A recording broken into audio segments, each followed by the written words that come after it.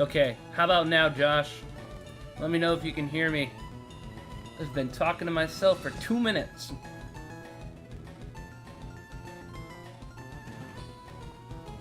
Hopefully you can hear me now. Once I know you can hear me, I will repeat what I said.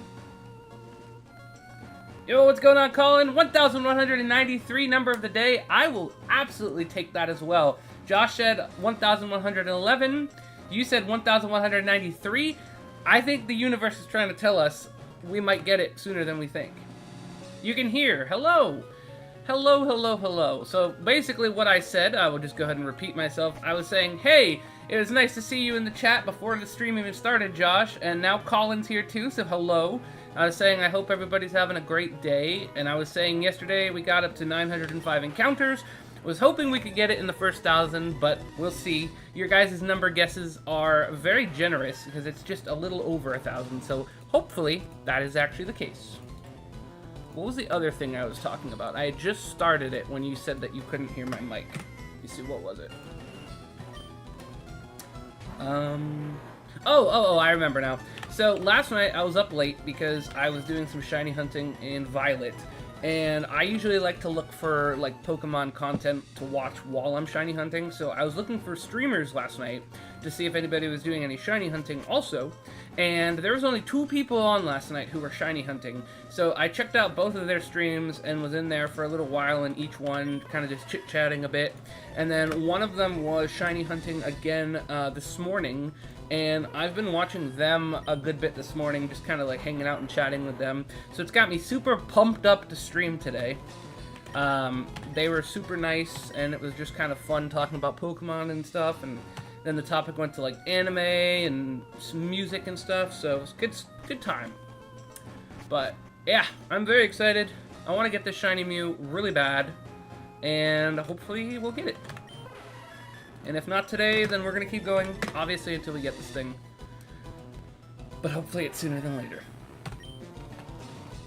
But yeah, how are you guys doing today? What's going on? What are you guys up to?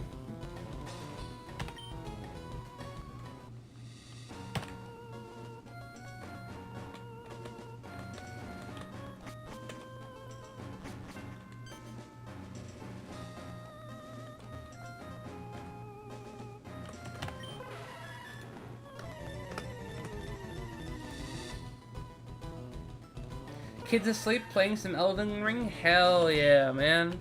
You know, I've never played Elden Ring. I know so many people have talked about how good it is, and I really want to play it at some point.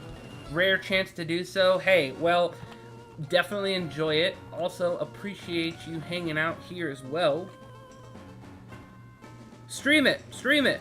You know, that would be really fun, Josh. I should. Especially like the first time playing it, I know nothing about it, so I would be going in completely blind. I might have to do that.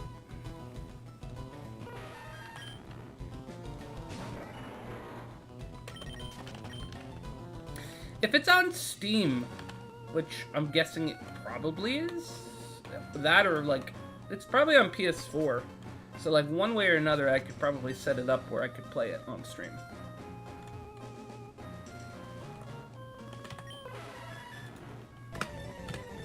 Alright, 9:13.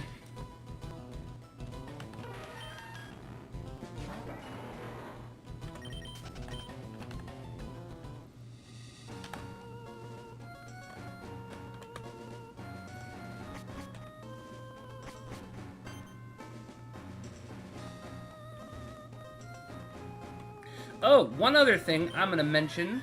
Oh, actually, hold on. It is on PS4 as well. It was Game of the Year, and DLC is coming next month. It's going to be crazy. Okay. I mean, I knew it was popular, and I've heard it's good. I didn't realize it was Game of the Year. That's crazy. And there's DLC coming out? I mean, I might just have to check that out.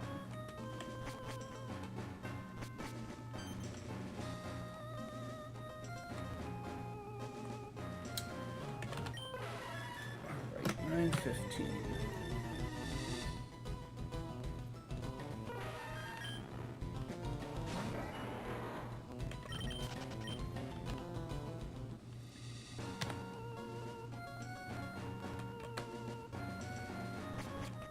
Oh, before I forget, I was literally trying to remember what I was gonna say. So, I don't know if you guys can notice. If you guys notice, then it will have been worth it. But if you guys can notice, on the layout right now, it looks a lot more crisp. And the reason for that is I designed this overlay and background in Canva, and I didn't have the premium Canva. I only had like the basic Canva, and you can only do like a maximum of like 720p. And I was like, you know what? It doesn't look good. I've been watching some of the like stuff back on YouTube, and it just doesn't look good. And I'm like, I went to so much time to make it look good, and it's literally animated, and I was like, it was bothering me. So I decided to get the premium for Canva, and now it's in 4K quality, which I don't know if OBS even streams it in 4K quality, but at the least, it should at least look really nice and crisp now. So hopefully you guys like that. I thought it looked a million times better.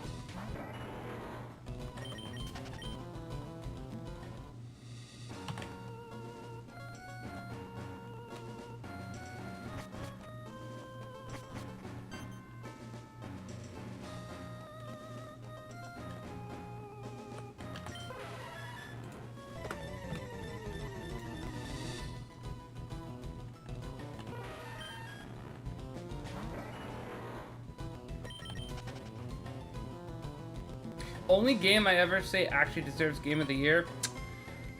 Well, I'm definitely curious to try it out. It's gotta be good if that's the case. I think I remember, I don't think I ever actually heard what the results were for Game of the Year, but I remember one of the nominees was God of War Ragnarok, and I was a little biased because I really wanted that one to win, but from everything I've heard, Elden Ring definitely deserved to win that, so can't even be upset about that. But God of War Ragnarok's amazing, and it's funny because I actually have it for the PS4, and that's another game that I literally said that I wanted to like play on stream, because I love the God of War series, especially like the God of War 4 and then now God of War Ragnarok. They're both such cool games.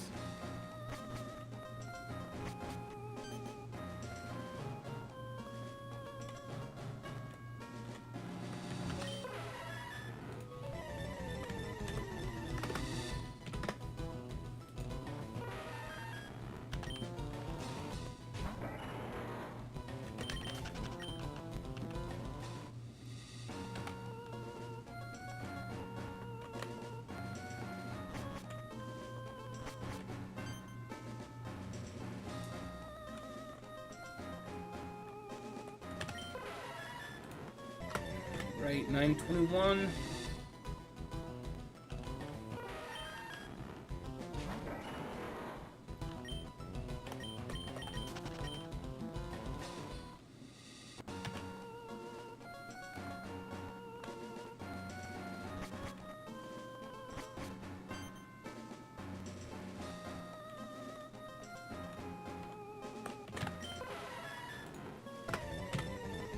So, a little bit before I started streaming, I decided to open up the newest addition to my anime figure collection that I found last week when we were out for a little bit. We went to one of the stores that had like a lot of cool stuff, and opened him up and put him on the shelf, and I'm very happy. New addition to the collection. Got Shanks from One Piece, who is a super cool character. Game is absolutely gigantic for $60 purchase. It's the best complete game I ever played. Alright. Well, heck yeah.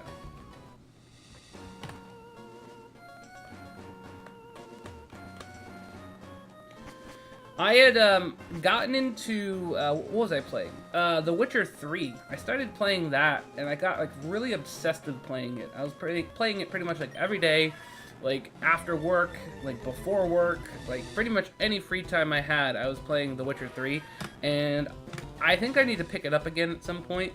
because it was really, really fun. Steep learning curve if you've never played a Souls game before. I haven't played Dark Souls either. Like, that's another series that I always thought would be really fun to play. So yeah, I'm sure I'm probably gonna have a hard time since I've never played before.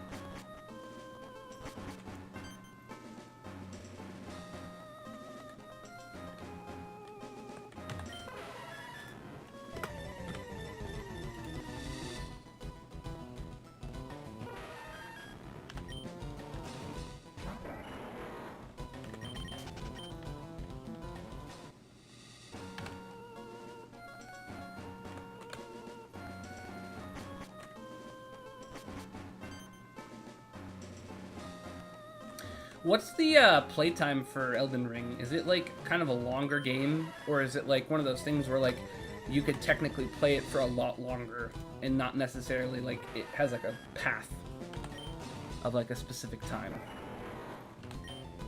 Because I imagine it's probably one of those games you could spend an eternity playing. Especially if you like tried to 100% it or something like that.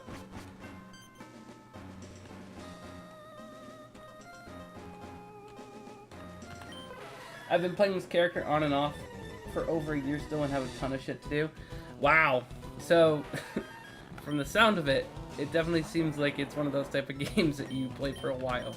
Well, that's cool. Then I think it's definitely worth it. Even more before the new game DLCs. Yeah, wow. I mean, yeah, when you have a game like that, from what it sounds like, it definitely seems worth buying it, because, like, it's not one of those type of games that you're going to spend, like, 14 hours playing, that you spent $60 for, and then probably never touch it again. So, it sounds like a good game.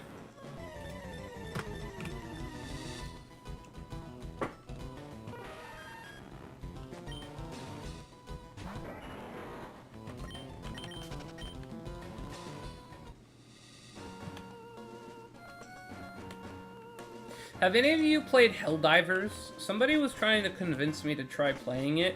Like, they played, like, the video trailer for it, and I felt like I was being recruited. Like, it looks kind of cool, but I don't know anybody who's really played it, so I'm curious if you guys have played it. I've beaten Elden Ring more times than any other game I've played. DLC is going to be insane, not counting Rocket League and other comp games. Right. Yeah, because I feel like, I know myself, I have like 1,000 hours or something in Rocket League, and I feel like I've got like several hundred in like Valorant, and probably like maybe a couple hundred in Overwatch. I'm trying to think what other... Oh, and obviously Smash. I have countless hours in that. I have lifetime in that pretty much. And Pokemon, obviously. I don't think... The amount of hours I've spent in Pokemon probably surpasses everything. Pass on Helldiver, flavor of the month, according to my coworkers who binged it at lunch. Okay, well, that's good to know, because I was genuinely curious if it was one of those type of games that was actually good, or if it was going to be like, something that's just a fad. What's that other game that people were playing like a bunch of? It was like very briefly, The Company or something like... No, I can't remember what it's called. It's like... I can't think of what it's called, because I literally didn't really pay much attention to it, but like you play with like a few different people, and like you're exploring, and it's like in space. I really can't think of what it's called right now.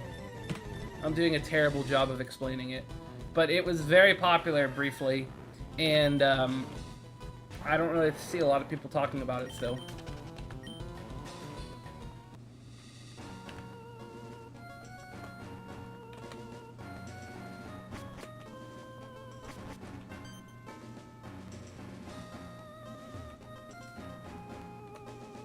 I'd say within the last few months I started getting into Apex because Caleb and Spare really like Apex a lot, and I started playing with them, and then I stopped playing as much, and they both just continued playing and got like super high leveled and like know all kinds of stuff about it, and I'm like still 20 something and playing it like I don't know what I'm doing, but I'm having fun.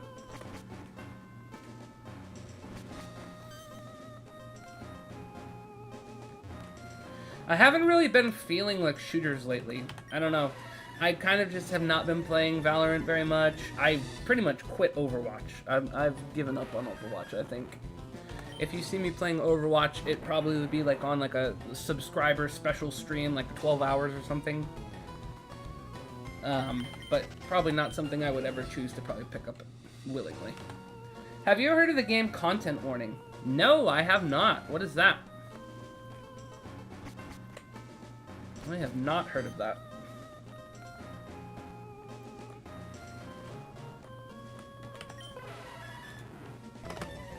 Alright, 9:30.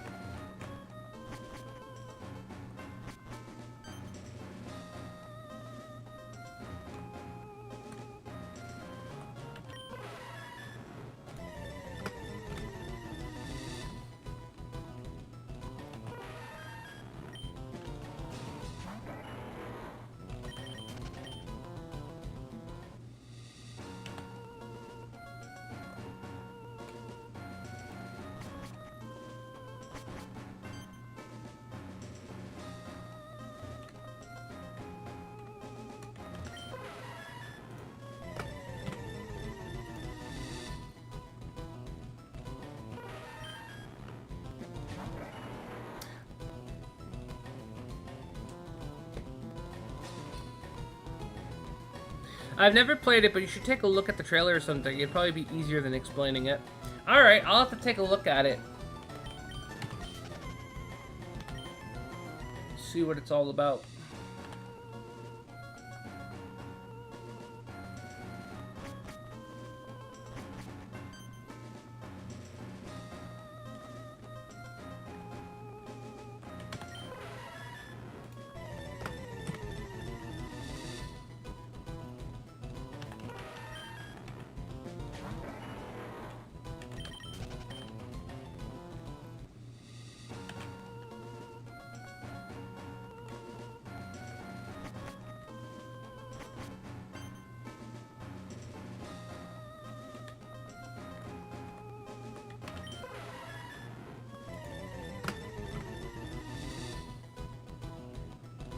Speaking of Rocket League, I know you mentioned it just a little bit ago. Are you still playing Rocket League? I feel like I haven't played Rocket League in forever, and honestly kind of had like the itch to play the other day.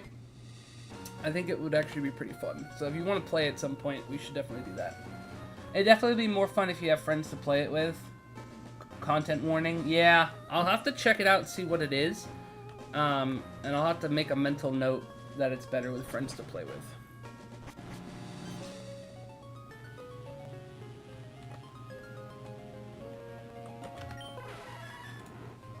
9:35. I feel like Pokemon has just been like literally my main focal point. You still grind Rocket League? Hell yeah, man. We should definitely play again at some point. I think it would be fun. It's been a while. We could either do 2s or maybe 3s even as well. That would be fun. Whether it be a stream or just in general, just hanging out would be cool. I've been missing Rocket League lately. I feel like I'd probably be very rusty right now if I just tried to play.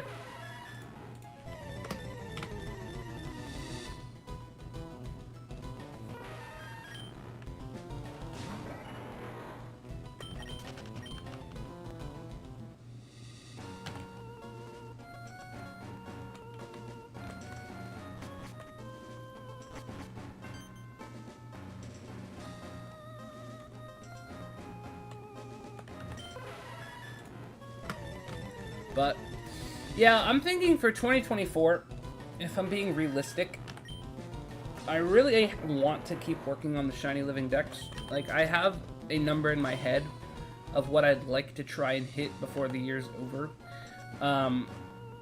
Right this second, we're a little over 200, and I really think that, like, if I'm able to kind of just, like, buckle down and keep trying to get, like, a good amount of shinies on the basis, like, how I have been lately at this pace, I think it is something where I might be able to hit, like, 300 by the end of the year,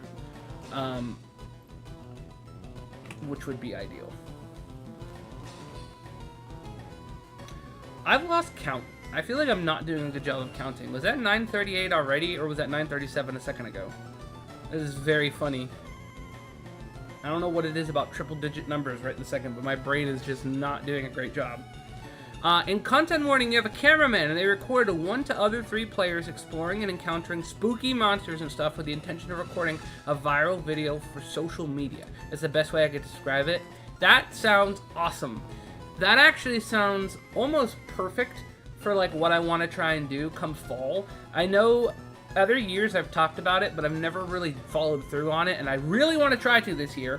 But I want to try and actually do, like, some spooky content when it comes to, like, October. So, like, that could be a really good game on the list. I want to play... There's a game on Steam called The Mortuary Assistant. I really want to play that. I've never played any of the FNAF games, which I think would be kind of funny just to play at least once and be like, hey, it's my first time playing this. It's very old now, but, you know, I'll try it. There's, like, Poppy Playtime that people talk about's fun. There's a Bendy in the Ink Factory that people have played and talked about, which looks fun. There's a lot of, like, cool indie horror games that would be fun to play in October. So I think that could be a cool one. I'm going to make a note of that just so that way I can remember that. Phasmophobia, also have that. That would be fun to play too. So, yeah. October should be fun. But I do think predominantly it's gonna basically just be like Pokemon for most of the year, because that's my focus right now. So hopefully we hit 300 shinies by the end of 2024. That's the goal. Is it ambitious? Maybe, but I think it's somewhat doable. And then we can pick up and kind of keep a good pace going for the next year as well.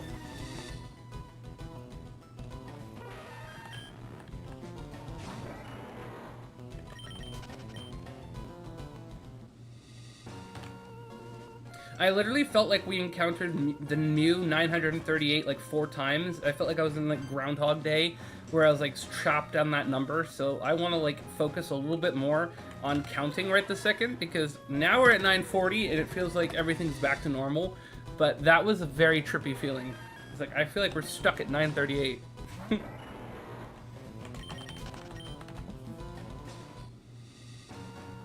All right.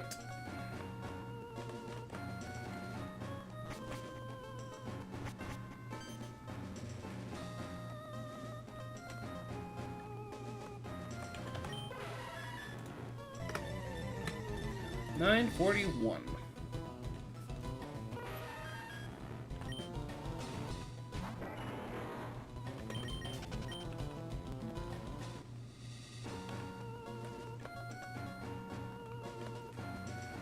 I was also curious what you guys think about this. While I was looking at the overlay and upgrading it in Canva and whatnot, I was looking at the possibility of adding something else to the overlay.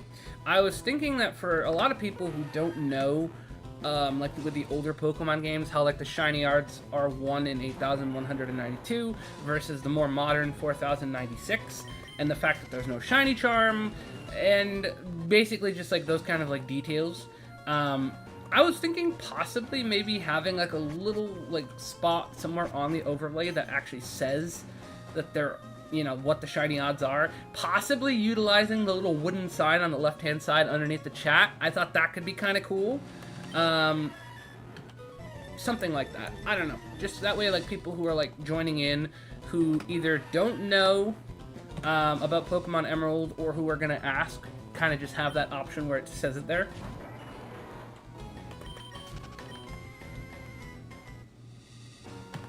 But we'll see.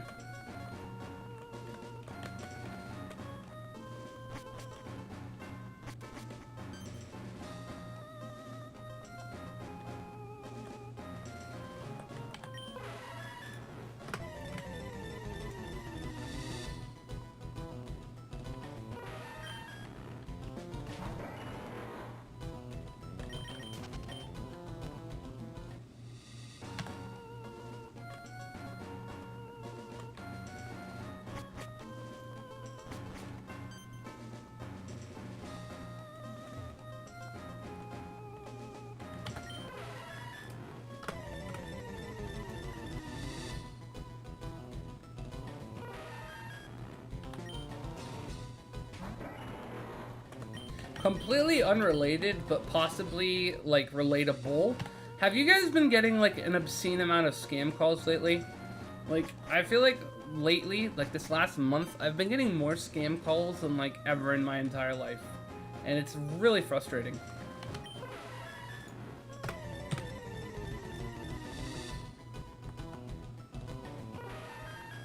So many? Okay, good. So it's not just me.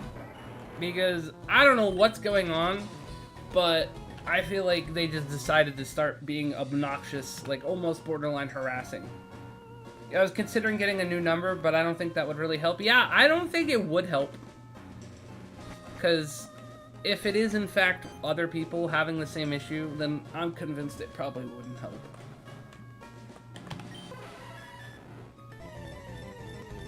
Yo, what's going on, Nerdhoon? How you doing? Hello.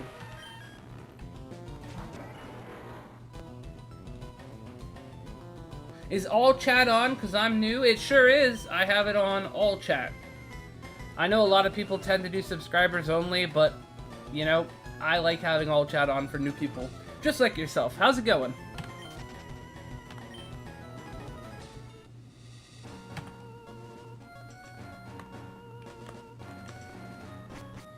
We are Shiny Hunting Mew right now in Pokemon Emerald. Catching Shiny Mew. Damn, bro. Gonna watch it for sure. Well, I hope we get it. I really do. I'm hoping for within the first 1,000, but we've gotten a few people who said it's going to be a little over 1,000. We had some guesses that were going to be like several thousand, all the way up to like, what was it, 8,000, Colin? One of your rolls was? So, we'll see.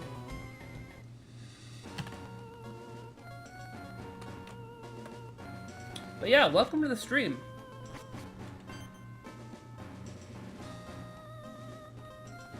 I'm good, hoping you're also doing your best. I am doing fantastic right now, thank you. Today is a great day. Always fun shiny hunting.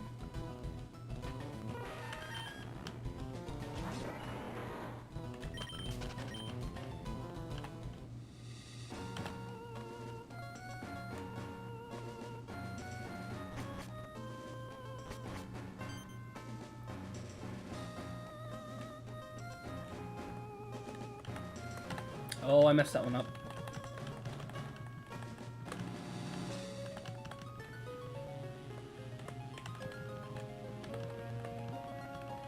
We're gonna have to work for this one.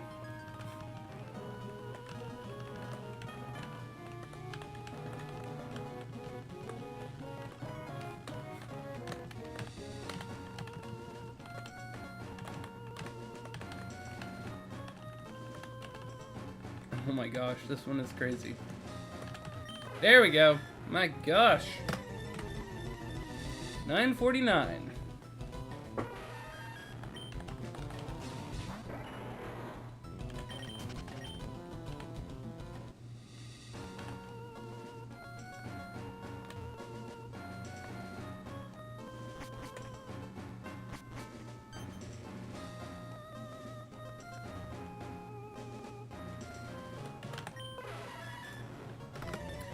Right, 950. 50 more to go. Oh, I hope so. I would love to get it within these next 50.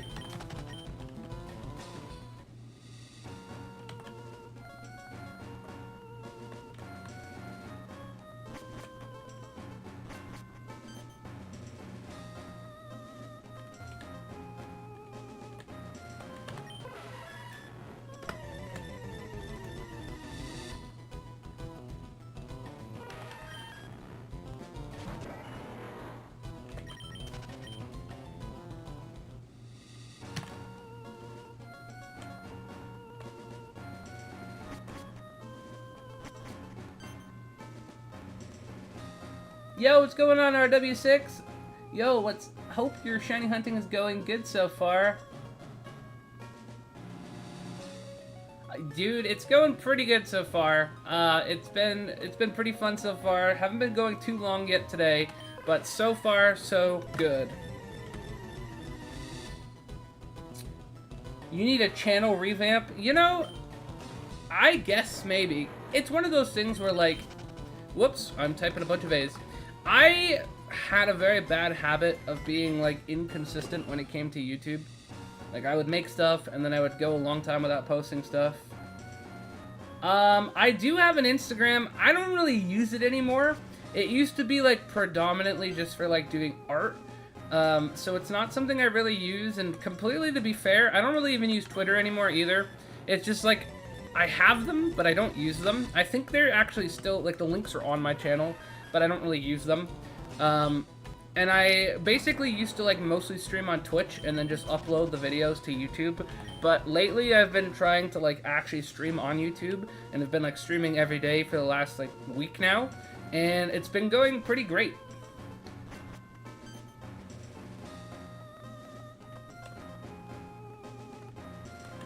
Definitely trying to be more consistent with it as well, because I feel like that's the big thing with doing YouTube. You should, because YouTube is suggesting your videos, and your videos were suggested to me. Awesome! That's really cool. I'm glad to hear that. Did it suggest this stream, or did it like suggest one of the actual like videos? I'm curious.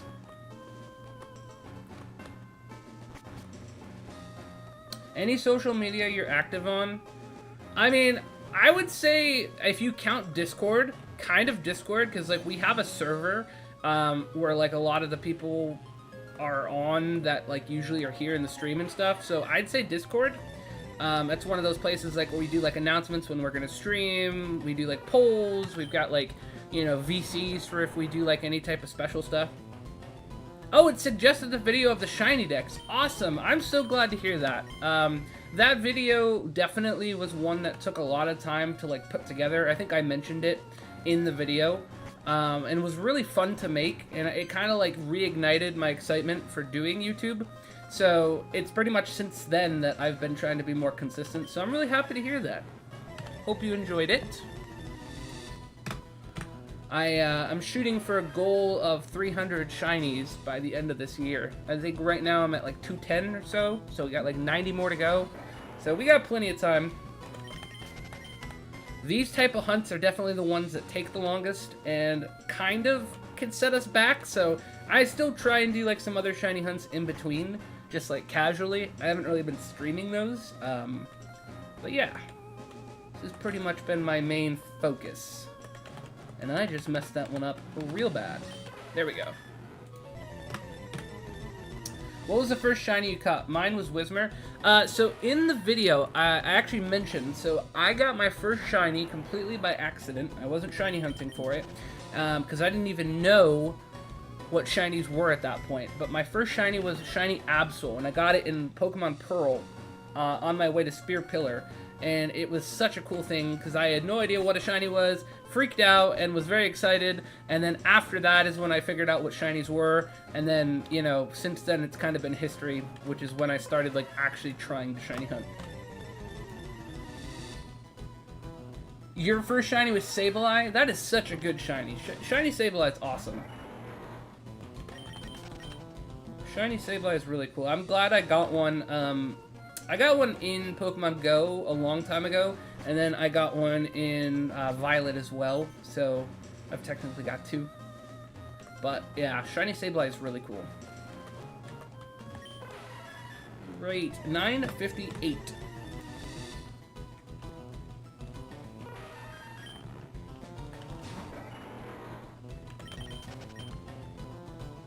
What about you, RW6? What was your first shiny, or what's your favorite shiny? Or I guess on the channel it was Shiny Liepard in Black and White. Nice! That's cool. I'm not sure what my first shiny was that I actually like uploaded onto YouTube. I would have to go back and check. I think it's been definitely from a few years ago, whatever it was.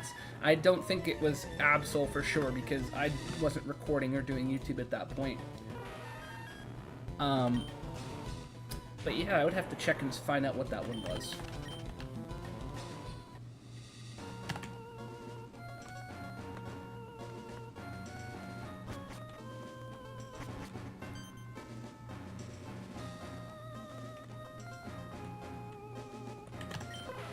Alright, 960. 40 more, guys. Do you think we're gonna get this Shiny Mew in the first 1,000? I hope so. My favorite, I don't actually know. I only caught a Whismur and it was purely by accident, so I guess Whismur. I mean, hey, Whismur's cool. Especially like an accidental shiny, it's always cool. It's pretty much exactly what happened with Absol, and it's definitely on my like list of top favorite shinies to this date. Just because of that. Alright, 961.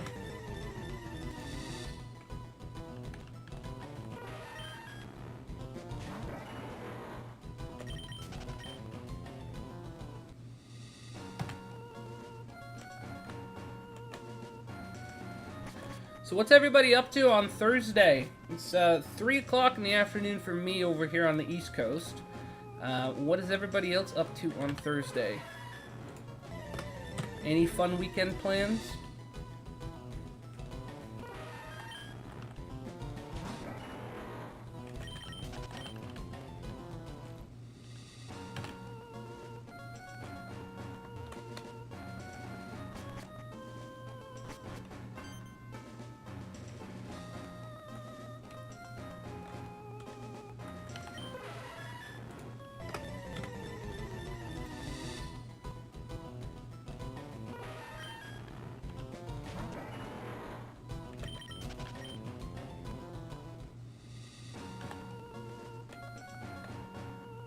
.3:09 a.m. for you right now. Today is already Friday. That's right. I think you said that on one of the other streams it was like super early in the morning for you. So I definitely could tell we are in a different time zone. But I appreciate you being here that early in the morning. Doing your assignments before end semester exams, doing bachelor's, B.Tech, and computer science. Very cool. Very, very cool. Well, good luck on your assignments before the end of the semester and exams, definitely. I think for this weekend, with how busy last weekend was, I think this weekend is going to be much more chill. Probably just hang out around the house, do some chores. Definitely on Saturday, we'll be doing the community day for Pokemon Go. Want to get those shinies because that'll be 3 new shinies to add to the decks that I don't have. This month is Bonsweet, so it's pretty much Bonsweet and its evolutions, so that'll be pretty nice. It's actually a really cool looking shiny. I don't think I ever really paid attention to how nice of a shiny it is, but it's got like a really nice lavender color, which looks way better than the normal one. It's late night over there, 1 a.m. Oh my goodness. We got some night owls in the chat. I can relate and I appreciate it. I was up till like 3 in the morning last night watching other people streaming Pokemon and was chatting with them, and it got me super pumped up for streaming today. Just kind of like talking about what they're hunting and what I'm hunting, and met a bunch of cool people in their chat, so it was fun. You're from from the Asian region, India? Okay, okay, cool. I was really exhausted finishing up my assignments and just slept the whole afternoon. I mean, that is totally relatable. I'm sure doing the assignments and stuff takes a lot out of you.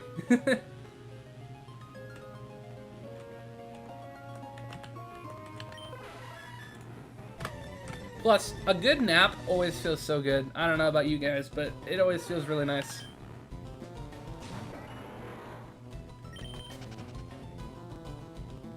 Yeah, definitely. Definitely. Best of luck.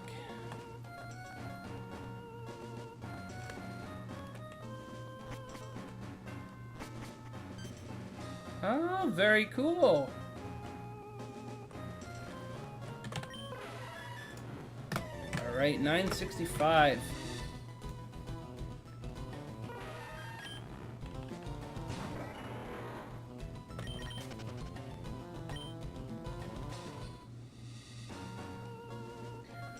It's been an exhausting day and your mic broke and you can't record videos for a while? Oh my gosh, that sucks.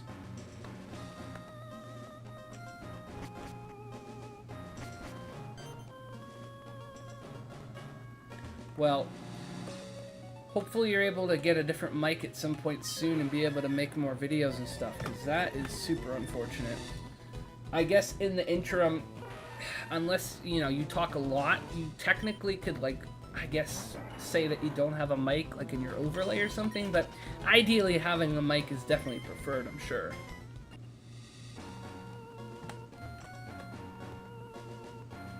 This is literally, like, one of my favorite things about streaming. It's, like, not only, like, streaming, because it's fun, right? But, like, you get to meet new people, and then the new people get to meet each other in the chat, and it's really fun. I think it's a cool thing. That was happening a lot yesterday when I was watching other streamers, and it's really cool to see that here as well. Always a good feeling. Especially when everybody comes together for a common interest like Pokemon. I feel like Pokemon is such a cool thing that, like, brings so many people together. Definitely my favorite series ever.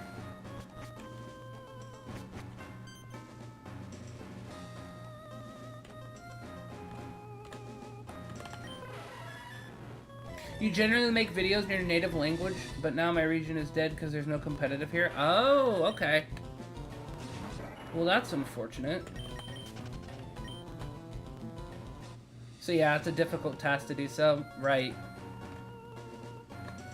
I feel ya.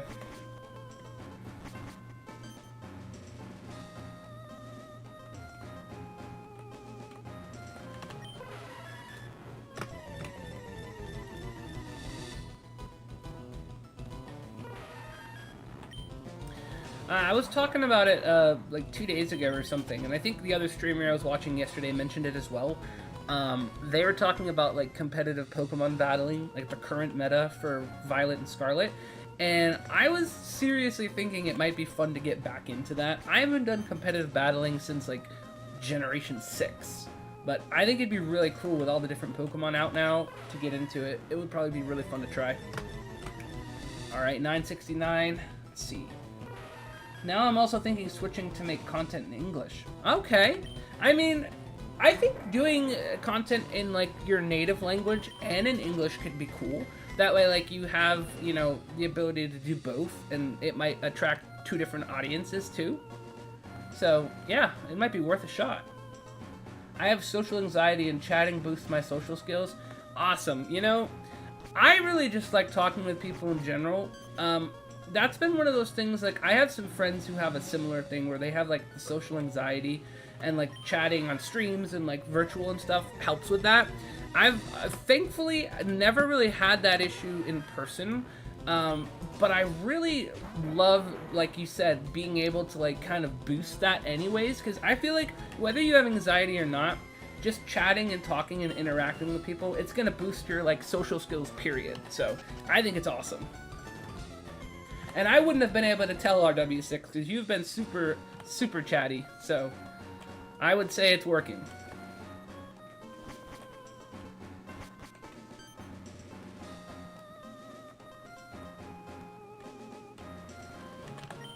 All right, 971.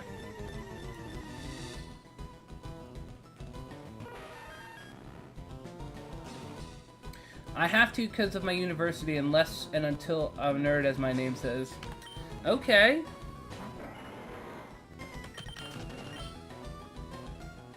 I like the name, Nerdhoon. I think it sounds cool.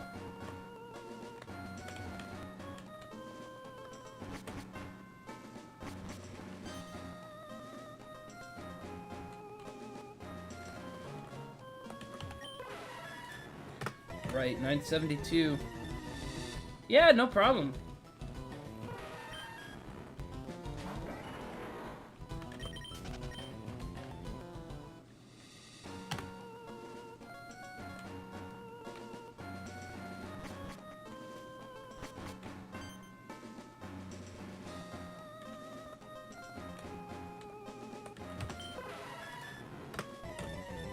Whoops, I just typed the same number twice.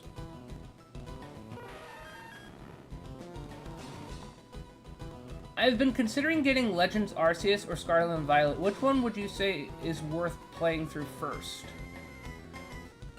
And then I guess Legend Arceus is unique in its own way. No gyms and stuff, pretty enjoyable. So yeah, I guess it would depend on kind of like which of the games you're interested in as far as like the style of the game. I think that's a good point because Scarlet and Violet is definitely like your kind of like normal gym leaders and stuff, and I think that's cool. I like that part of the game. But then Legends Arceus is very much so like exploring and doing like quests and tasks, and it has like a cool story. So it's kind of like, I guess, what you want out of the Pokemon game. I would say both are fantastic. I think personally, I probably enjoyed Scarlet and Violet a little bit more, only because of the amount of Pokemon that are in the game, and I love shiny hunting, so it's probably one of those things that I prefer that a little bit more. I almost 100% at Arceus. Love the game. Scarlet and Violet kind of felt soulless to me.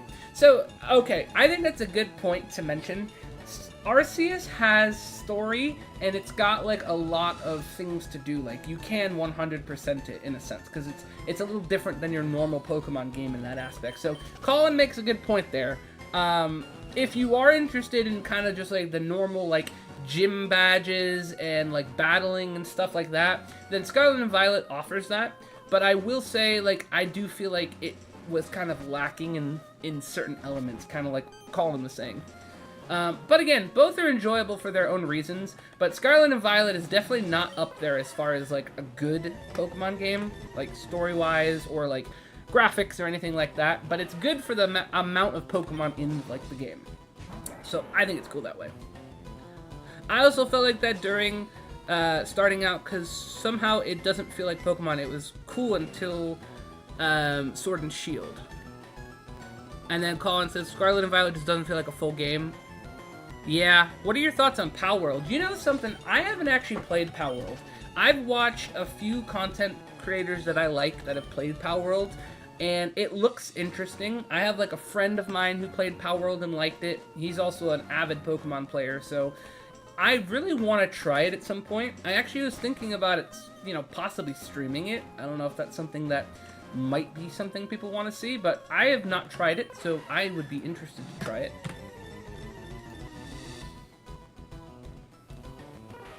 You should try it for once? Yeah, I literally might try it. I think it's on my Steam, like, wish list, so at some point I might get it and try it out. I think it could be fun. It's actually good. I've heard it is. Like, I've heard, like, not only Pokemon fans, but just people in general have said it's good. And, like, people who are Pokemon fans have still enjoyed it, which kind of makes me, like, think, like, okay, so even people who like Pokemon still like it. So, I will have to give it a try.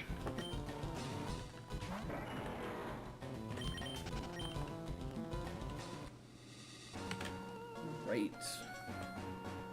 We're getting really close to 1,000. We don't have very many chances left if we're gonna get it in the first 1,000. So, let's see if Mew will bless us and be blue.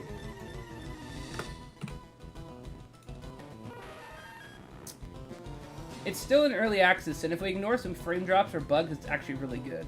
32 players per server on that game could be crazy with a bunch of people. See, I didn't even know you could do servers. So, like, what you're saying is you could have, like, a ton of people. So, like, if chat and stuff wanted to get involved, you could have a bunch of people playing. That could be fun. That actually sounds like a lot of fun. Might have to make that happen.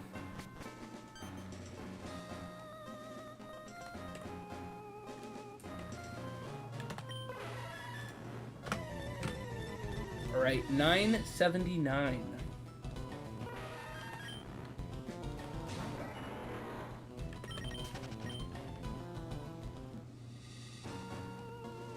It's actually crazy. I usually play in a private one, but 32 people with 2 bases, and the map genuinely felt small. Well, you know, I don't really know if we'd be able to get 32 people anyways. We might be able to get maybe 10? I don't know. I really don't know how many people in our Discord server and stuff, and like in chat, would have it. So we'd have to kind of coordinate it and see how many people there even would be. But it would be fun.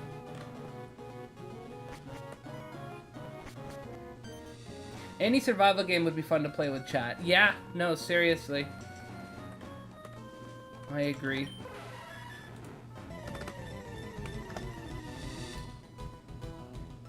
25 members in Discord. I'm the 26th. Just joined. Hey, thanks for joining the Fallen.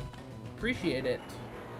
Like I said, pretty active on there. That's pretty much where we do all of the announcements for when we're going live.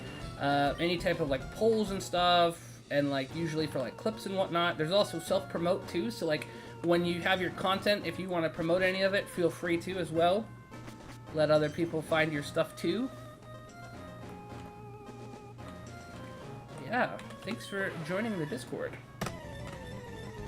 If anybody else is interested in joining the Discord, there should just be a link on the channel's page. I think it's like one of the links that's on there. But definitely feel free to join as well.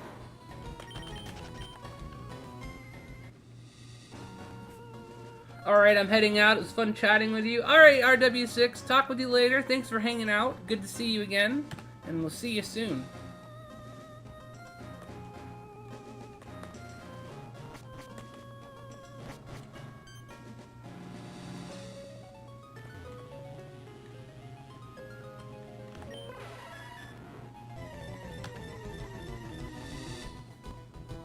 Alright, 982.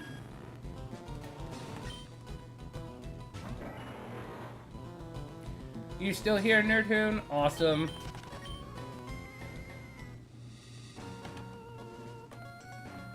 Let's find that truck hider. So real.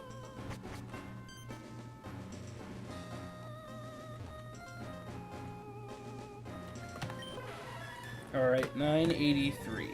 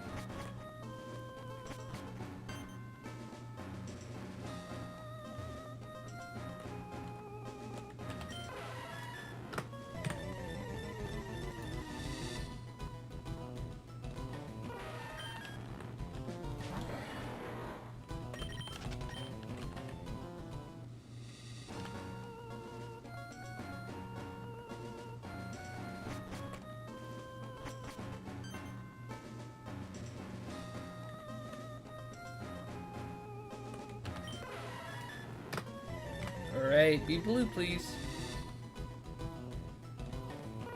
It'd be the funniest thing ever. You just ask it to be blue, please, and then it just ends up being the shiny.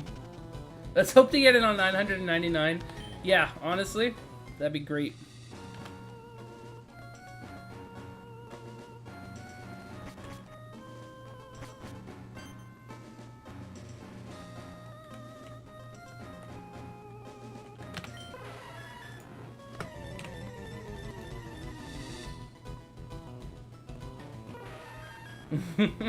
Blue, please.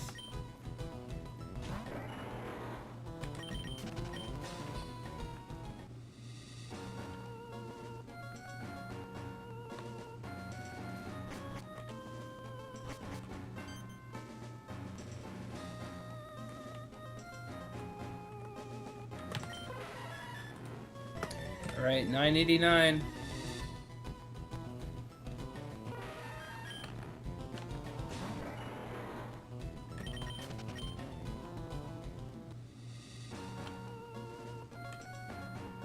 Cats usually get blue when they're scared. Let's hope Mew got scared. Yeah, I hope so.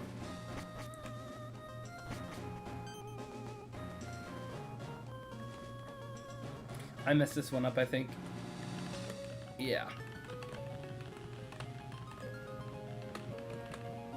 It's okay. He's making us work for it.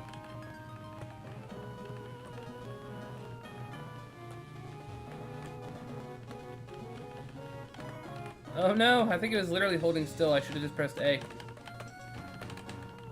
There we go. Alright, 990. We got 10 more chances.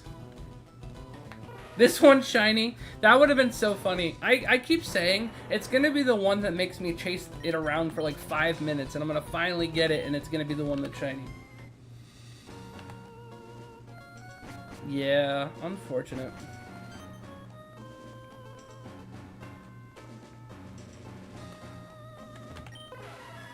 Now you're sad? Aw.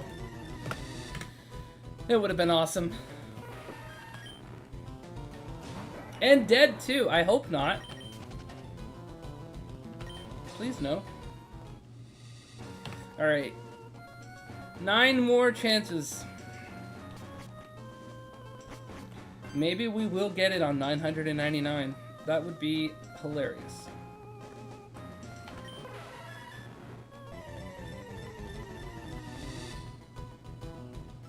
Your integral assignment is ending?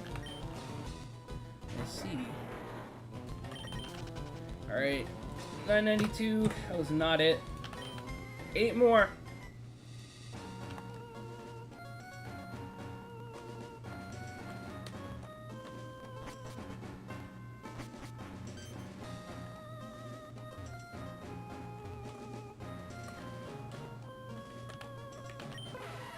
Okay. 993.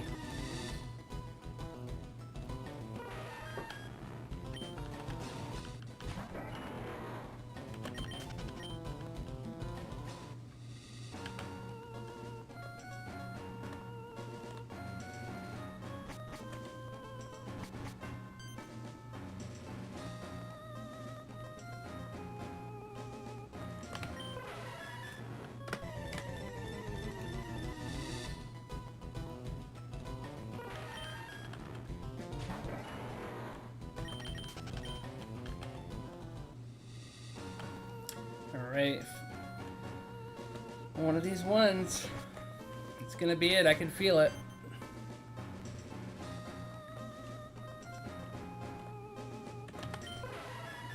Alright, 995.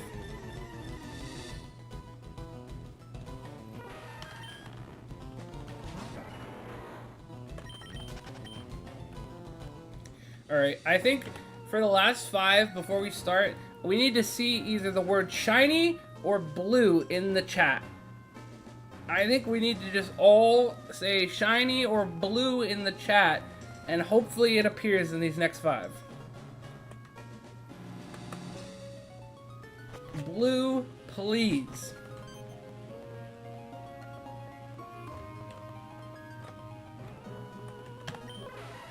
Alright, 996.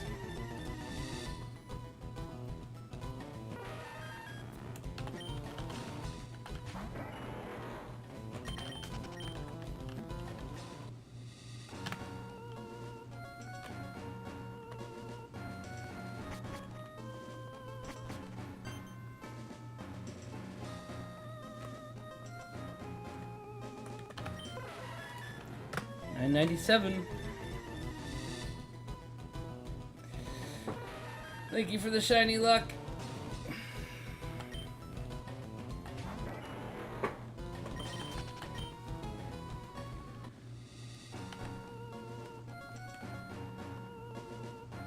Neela is blue in Hindi. Very cool. It's a pretty word for blue.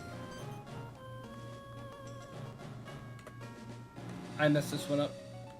It's a bad one. Never mind! It's not that bad. 998.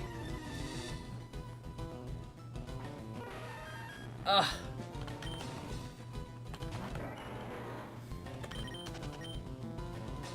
Alright, it's time to see if Nerdhoon's prediction was right. Is it gonna be 999? Is this the blue Mew? Or is it gonna make us go over 1,000? 999. It's not blue. No.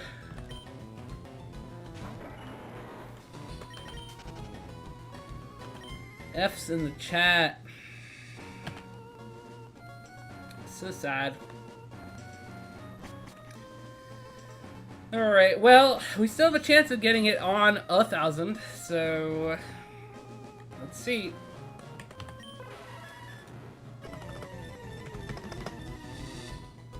It's not 1,000 either. Alright, well that means we've got some hunting to do still then. That would have been awesome.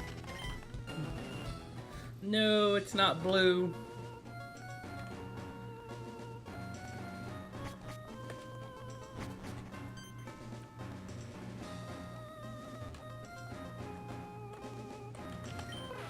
Alright, 1001.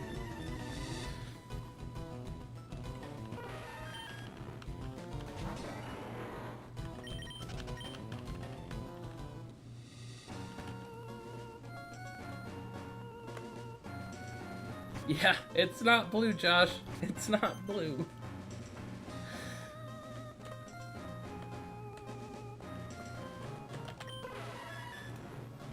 $1,002.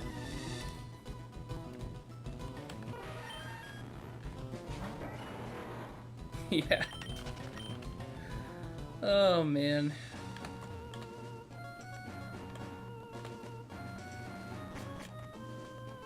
That's okay. You're sad?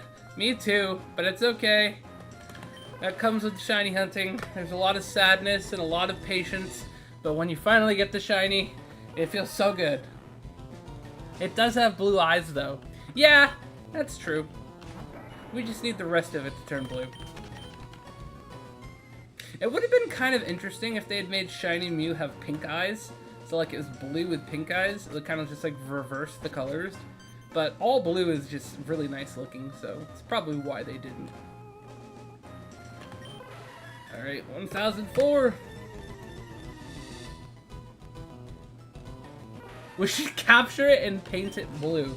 You know, I'll say this right now. If we get to like several thousand and don't have the shiny, knock on wood, I will consider that we just capture it and paint it blue.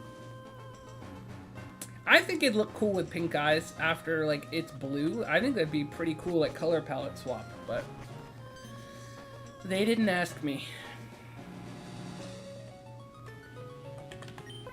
Alright, 1005. That seems like something Team Rocket would do. They'd like, well, not that Team Rocket could ever catch Mew anyways, but if they got Mew, it seems like something they would do is like try and like slap blue paint on it and be like, oh, it's shiny. Actually, I could see Team Rocket doing that for just Pokemon in general, just catching like a bunch of low-level Pokemon and painting them and being like, oh, it's shiny. That would have been like a really funny episode in the anime.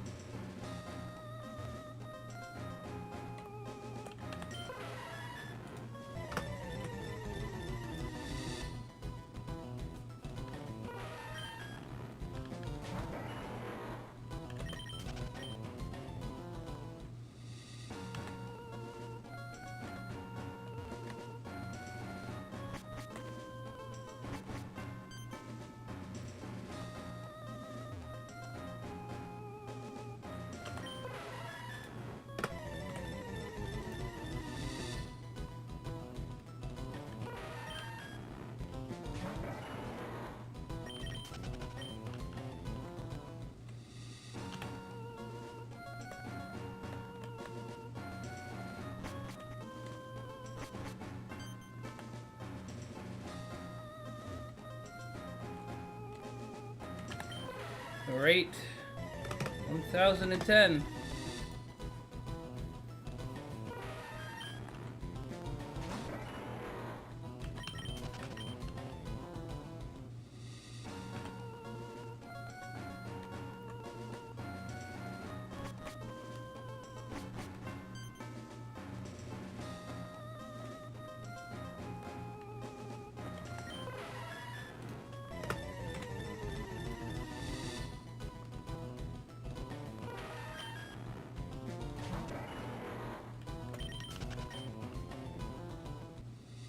Only 100 more to go, exactly.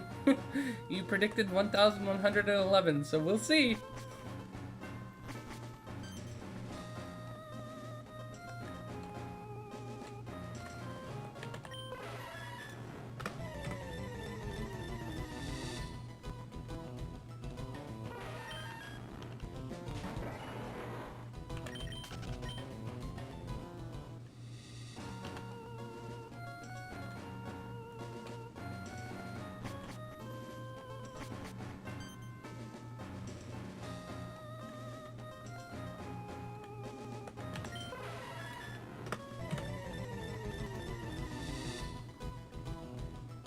Let's hope so. I agree.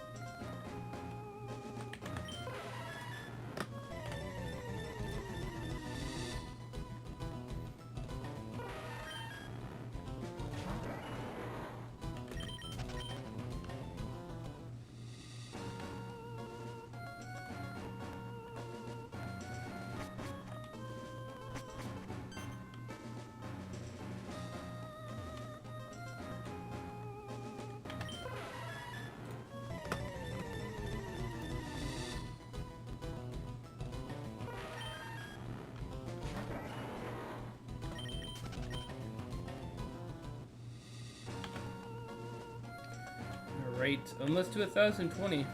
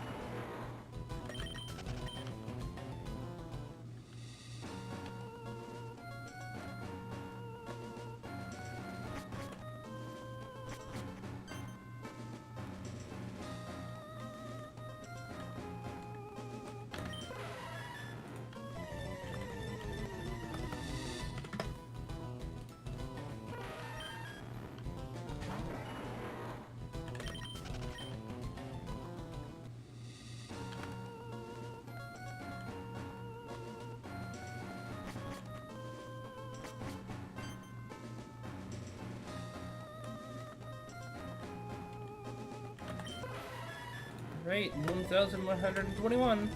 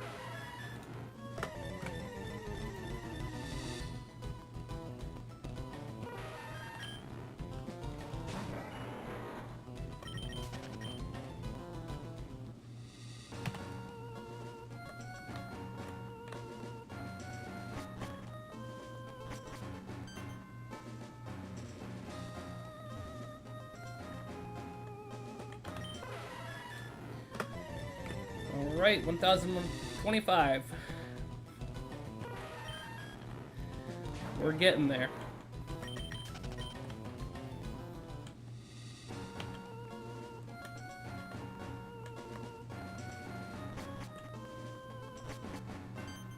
Holy Arceus. Please summon Mewtwo's dad in blue color.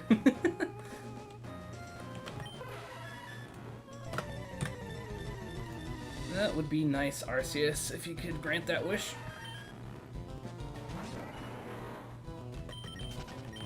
We still need to shiny hunt Arceus. That's one of the ones on my list that I need to go for. It'll definitely be a little bit easier since it's on Switch. It'll just be a matter of using the Elgato and just recording it. So I think that one will be a little bit easier. And better shiny odds. It'll be 1 in 4,096 instead of 1 in 8,192.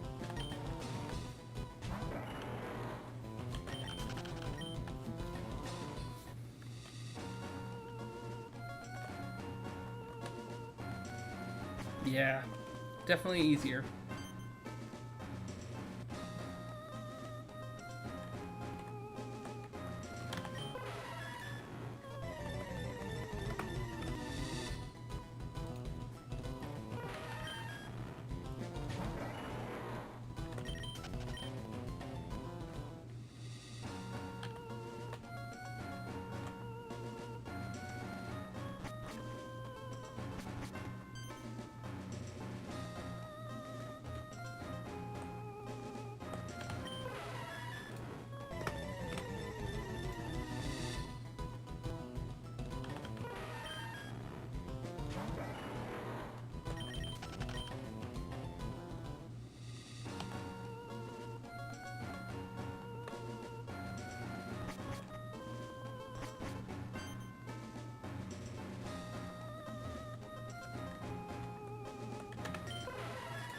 Wait, 1,030.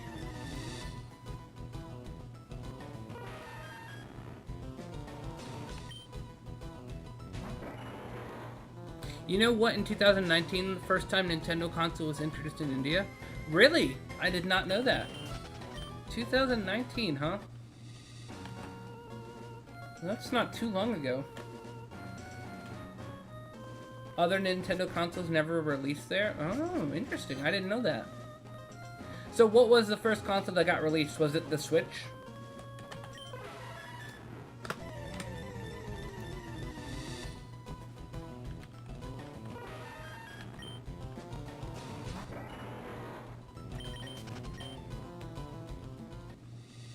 Of course, yeah. I was gonna say, that's the only one I can think of that would work with the time frame. Switch only.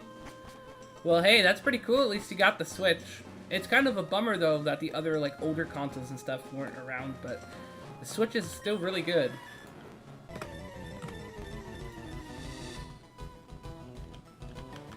Alright, 1,032 is not shiny.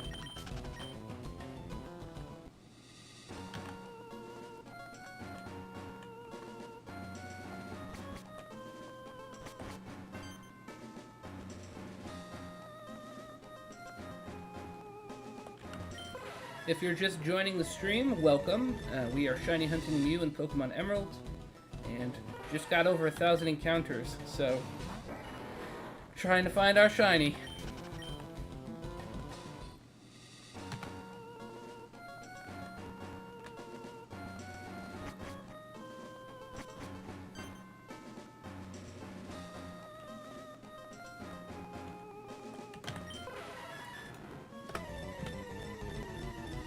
Like, PlayStations and others were there since old time, but Nintendo just introduced in 2019. Got you. I was actually curious about that. I was going to ask, like, if other consoles had been around, or if it was just Nintendo that hadn't been, so that answered my question.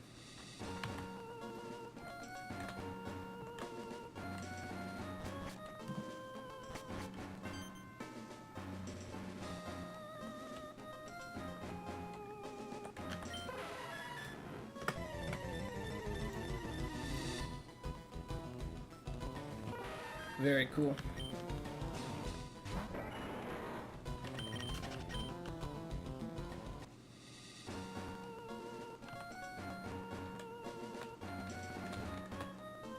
Like, up to date? Gotcha.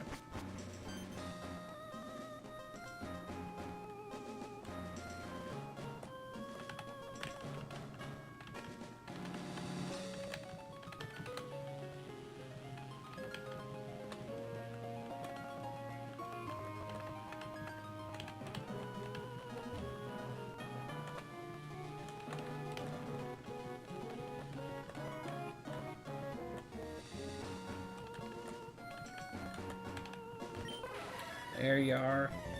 Alright, 1035. Now, even Unite official tournaments also started here, but I'm not into that much. Gotcha. Yeah, I haven't really tried Unite. I've heard some people say that they like it, but I didn't ever really try it and give it a chance, but might have to look into it at some point. I remember seeing the trailer, I think, and I was kind of like, oh, it looks interesting, I guess. Alright, 1036. You know, I was so crazy about it because I was watching Pokemon since 2008 and started watching games and fan ROMs in 2015, so I wanted an official console. Yeah. My brother loves MOBA, so he grinded that and got top rank in Unite. Really? Oh, that's cool.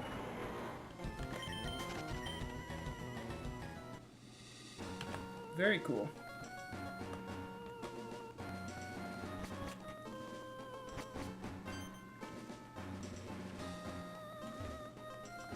Oh, I messed this one up already again. Okay, never mind. It's not too bad. Certain ones you definitely have to work a little harder for. And then he quit. Ah.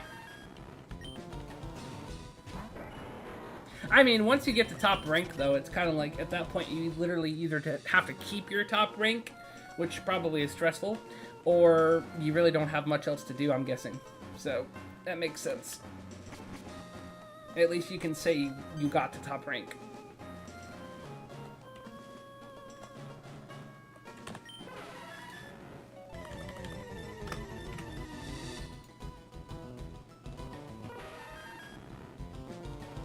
I also reached Master, and then your friends started to quit, so you had no choice. Oh, that's a bummer.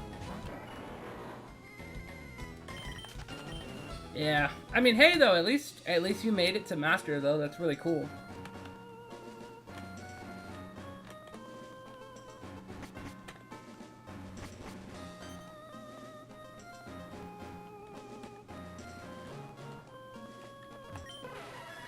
Maybe if I played more, he would have continued. Possibly. You never know. I feel like a lot of times, like, when you get into games, and it's like when all your friends get into it, if, like, they stop playing, like, it's rare that people tend to stick with it, so a lot of times they end up quitting too. So, you never know.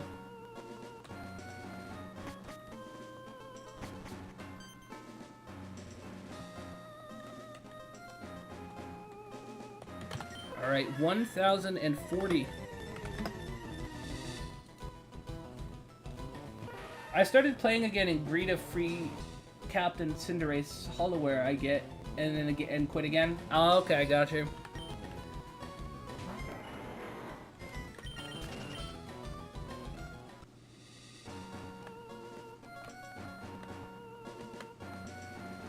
Yeah, I've kind of suffered from one of the issues with my phone, and it's probably just a me issue, but like my phone is not a really good one, and it's got like very low internal storage, and pretty much never really had a lot of room for games. Like, there were certain times where Pokemon Go would get so big with like updates and stuff that I would have to uninstall it, and then like reinstall it later on once I cleared space out on my phone.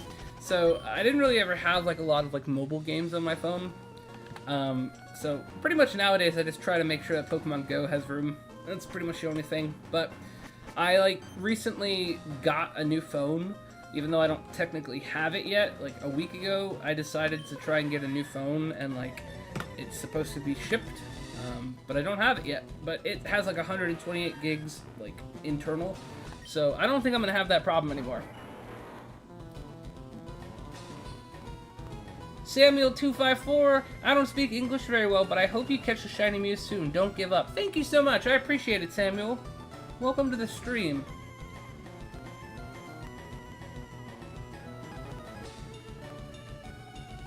I guess I talk a lot, Nerd Hoon.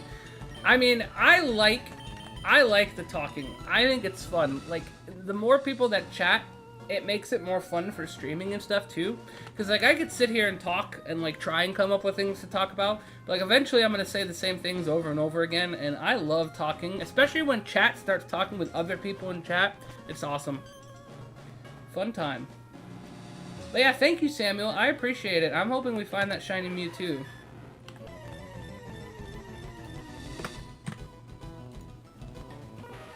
Definitely going to be difficult, but it's going to be well worth it.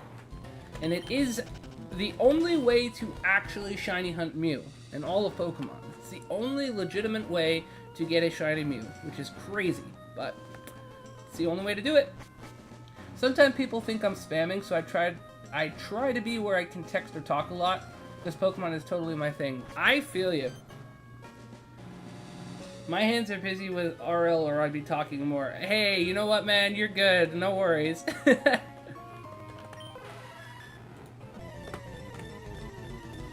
I definitely appreciate it. It's always nice chatting with everybody. But yeah, you're definitely not spamming, Nerdhoon, so don't worry about that. I mean, like, really the only thing I ever would consider spam is, like, if people are just, like, saying the same thing over and over again, or just, like, not even using full words or whatever. Like, at that point, it's kind of spam. Or, like, if people are being, like, toxic. But, yeah, that hasn't really happened. So, will be worth it. Yeah, it definitely will be, Samuel. Colin said, what's a better shiny sprite, Mew or Mewtwo? Oh, that's such a tough question. Which game? I guess that would be my question. Because the sprites are obviously a little bit different in each one. And that might affect my answer. Like, if we're talking, like, Generation 3, then I go Mewtwo, 100%. Because Shiny Mewtwo in Generation 3 looks amazing. It looks... I think Generation 3 sprite of Mewtwo, period, is, like, the best sprite I think he had. He looks so cool in Generation 3. And I love Shiny Mewtwo. That's definitely one that I want to get. I'll probably do the Dynamax Adventures for that one, though, because... you know, it has good shiny odds, and Mewtwo is one of the options. Damn it, I'm also doing mathematics. Assigned to be specific is calculus and integration. Oh my goodness. Trying to, like, watch a stream and do math at the same time? That's crazy. I feel like whenever I used to have to do, like, math stuff for school, I used to, like, literally have to just solely focus on that. And, like, maybe have some music playing in the background or something, but, like, nothing, like, too distracting. So, I'm impressed.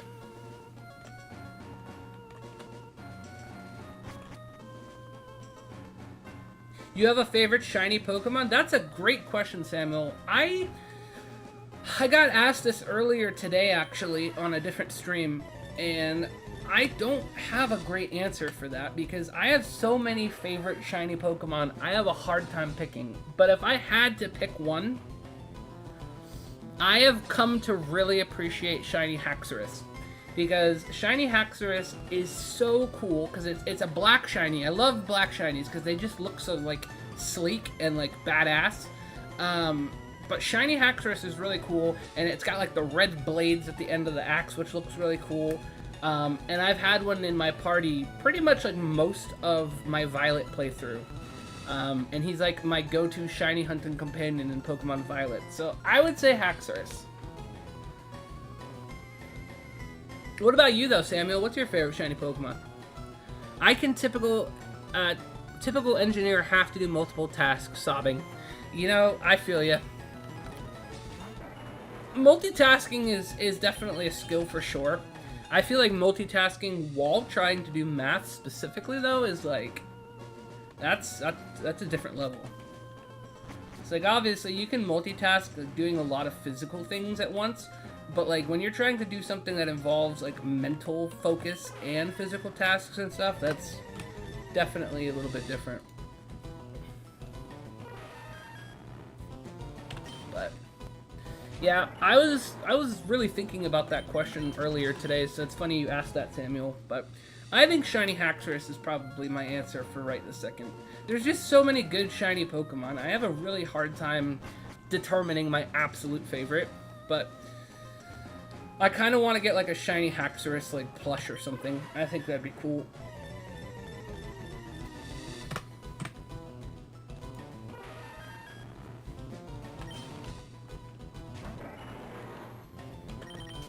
If we ever get the Shiny Mew, I'll probably get a Shiny Mew plush to celebrate. I don't know if they make one, but I'm sure somebody on Etsy probably has one. Or my sister-in-law crochets, and she wants to start making plushes. So maybe I'll have her make one. I'll ask her if she can make me one. And then I'll have one. And if I don't have Mew by then, maybe I'll just have it for good luck. What's the worst shiny Pokemon? Oh wait, I missed one, hold on. Mine is Shiny Koraidon, which I can never get. Shiny Koraidon looks so cool. That's a really good answer. I guess yeah, he's unobtainable right now, so unfortunately. Shiny Ceruledge, that's a cool Pokemon. What's the worst shiny you have, Colin asked. The worst shiny I have, That's a good question. What is the worst shiny that I have? I'm gonna have to think about that, because that's a good question. I might actually pull up my shiny decks and take a peek quick. Let me see here. We'll do that. Let's take a pause and we'll just take a peek quick. Let's see. Shiny decks. What is the worst one?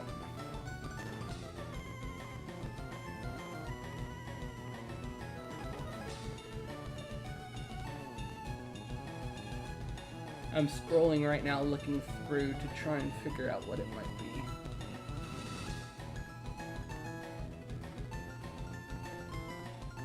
Okay, I have an answer. It might be the answer. I'm gonna keep scrolling, but it very well might be my final answer. But I'm trying to see if there's a worse one that I have. Let me see.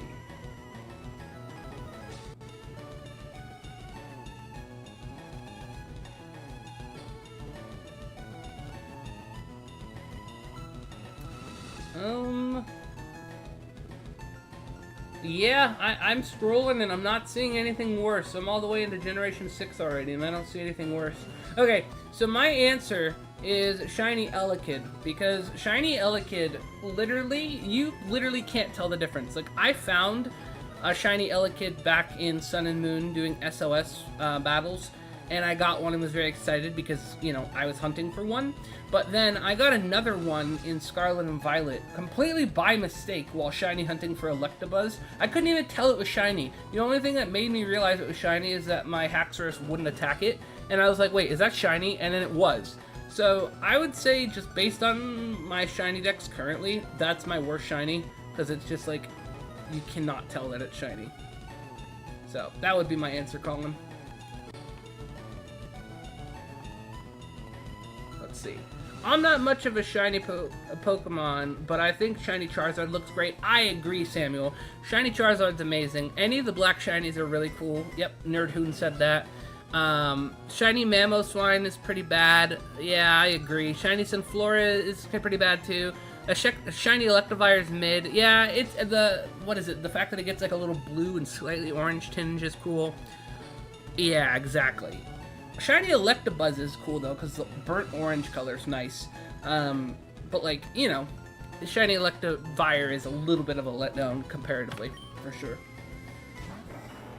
But yeah, so I would say Shiny Electabuzz looks the best out of that line, because Elekid, like I said, is indistinguishable pretty much. Electivire is a letdown, so Electabuzz is the best in that line. I would say Shiny Ceruledge the only difference is the eyes. Yeah, I agree. It's actually one of the reasons why I've been putting off trying to shiny hunt Sharkadet, because like his shiny form is really just not that cool.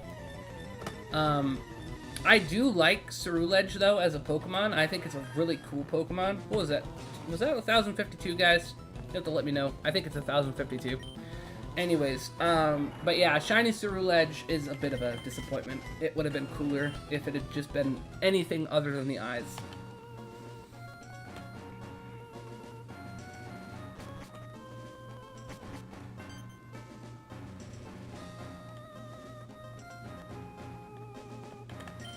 Alright, 1053.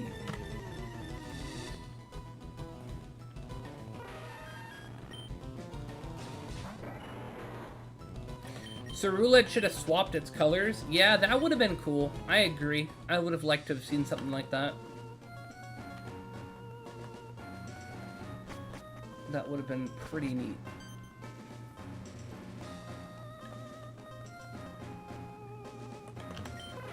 Alright, 1054. What do you guys think the worst shiny Pokemon, period, is? I'm curious what you guys would say. Just like the worst shiny Pokemon there is.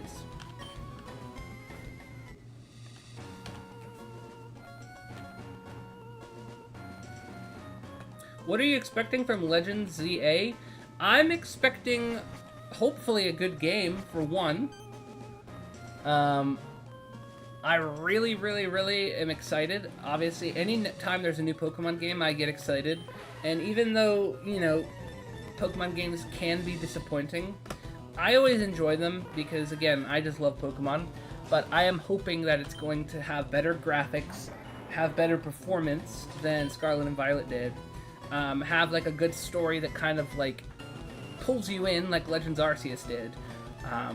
Yeah, and maybe, like, introduces some new Mega Pokemon. If you guys have any Mega Pokemon you guys want to see, you guys should let me know, because I have a few that I would love to see, but I want to hear what you guys have to say first. Obstagoon might be my best shiny in my shiny decks, you said, Colin? Yeah, shiny Obstagoon's really cool. That would be one that would be fun to go for. I need to do that at some point. It's a good one. I want justice for Flygon. I agree, Nerdhoon. Mega Flygon needs to happen, above all else. Mega Flygon has to happen. I have a few other Pokemon that I would like to see Megas for. I was actually talking about this earlier in another chat stream. We were talking about, like, Pokemon that should get Megas, and we were discussing the fact that, like, there is no Generation 6 Pokemon that has a Mega Evolution yet. Like, you can look it up. Like, there's no Generation 6 Pokemon that has a Mega Evolution, because in that game, they reused so many older Pokemon for Mega Evolutions that they just didn't make any of the new ones have Megas. So, I was thinking, like, oh, well, what Pokemon from Generation 6 would be cool? Yeah, only Diancie. That's, like, the exception, exactly. So, I was thinking, like, the ones I want to see from Generation 6 would be Mega Florges, Mega Trevenant, Mega Pangoro, and Mega Noivern. Those would be, like, the 4 Generation 6 Pokemon that I can think of that I would love to see a Mega for. But I agree, Flygon needs justice. And I think that, like, when it Mega Evolves, it should get the bug typing. I feel like it's, like, so many Pokemon fan games have done that, and they just need to, like, do that. He deserves bug typing. It would be so cool. Shiny Diggersby is unforgivable. I agree. Shiny Diggersby is, it's, I don't know. It's something.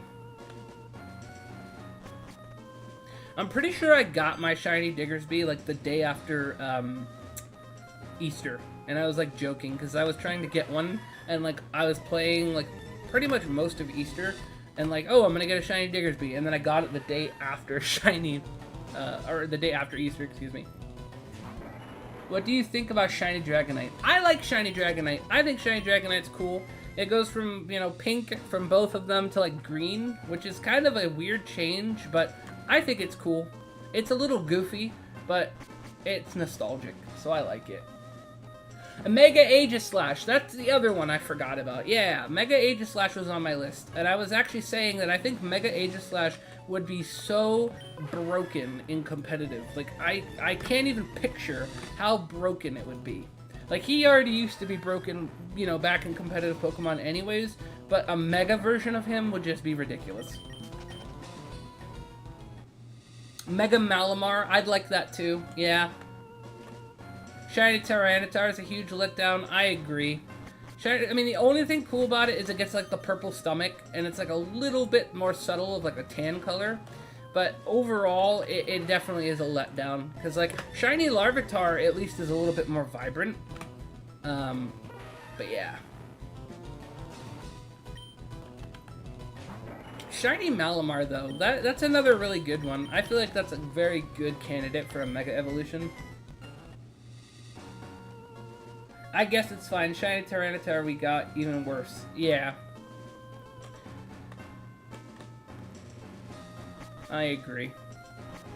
I like the purple, but that's like the only thing about it that's noteworthy.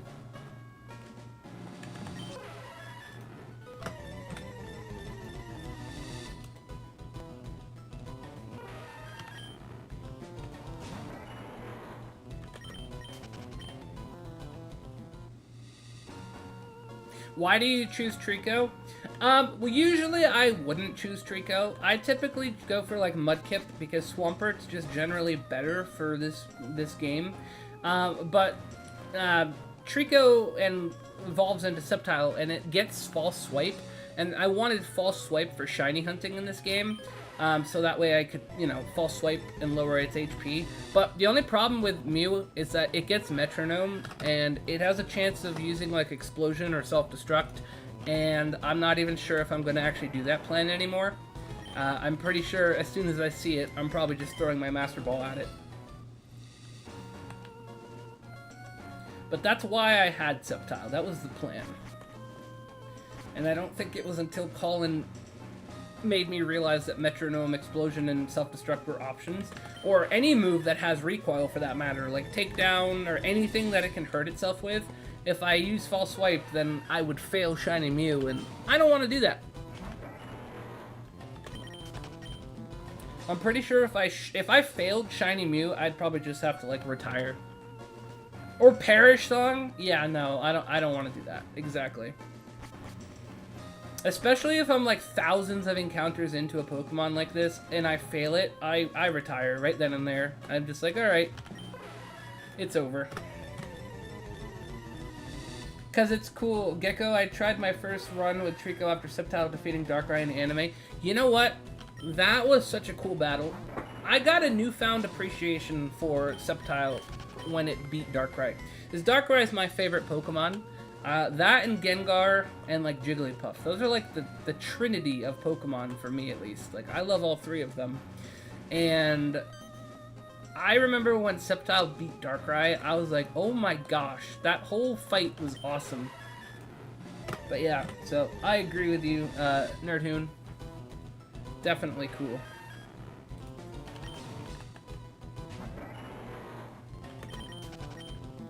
Tobias was just such a cool character in general. Like, his design, obviously looking like Darkrai, was a really cool design. Dude had a Latios as well. Like, who even knows what the other 4 Pokemon he had were?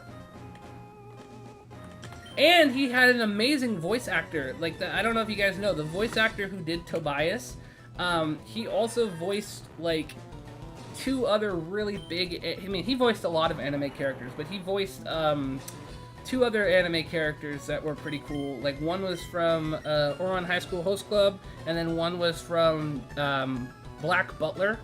He voiced Sebastian, which was cool. I forget the actor's name, but he's a very good voice actor. What do you think about Shiny Sceptile? I like Shiny Sceptile. I think, like, the bluish teal color is cool. Shiny Mega Sceptile is really cool. When I played through Oraz, I picked Sceptile specifically for that reason, and I actually, like, got a Shiny Sceptile, so I could have a Mega Shiny Sceptile. Recent favorite is Meowscarada, because of the Flower Trick, and Crobat, because I speedrun Johto recently. Nice! I've not used a Masquerada before. I've used a Crobat, though. Crobat's really good. Shiny Crobat's cool.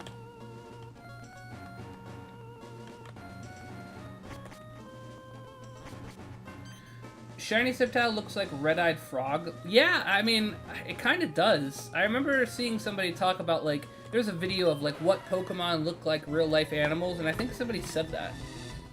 But yeah, he does. But it's a good shiny.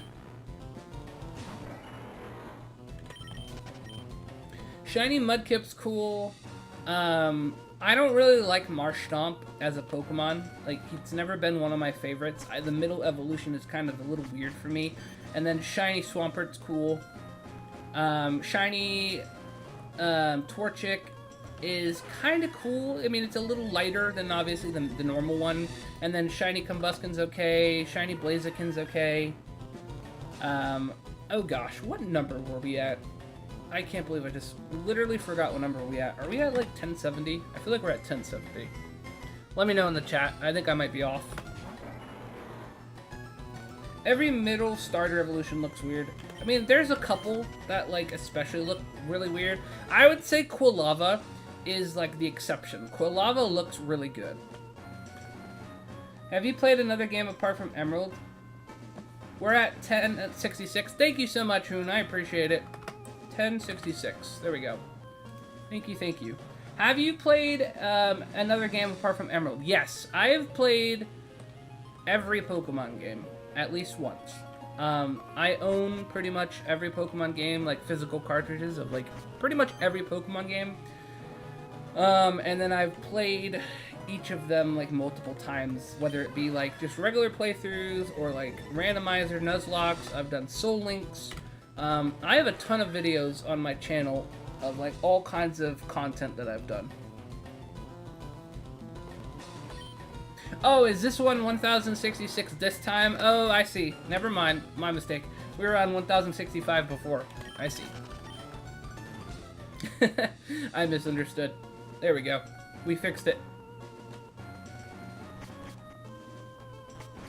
I wish there was just an option that I could just like click a button and it goes up and down, like not having to actually backspace numbers, but as far as I know, there isn't an option for that. It's due to the chat delay. Yeah, no, all good.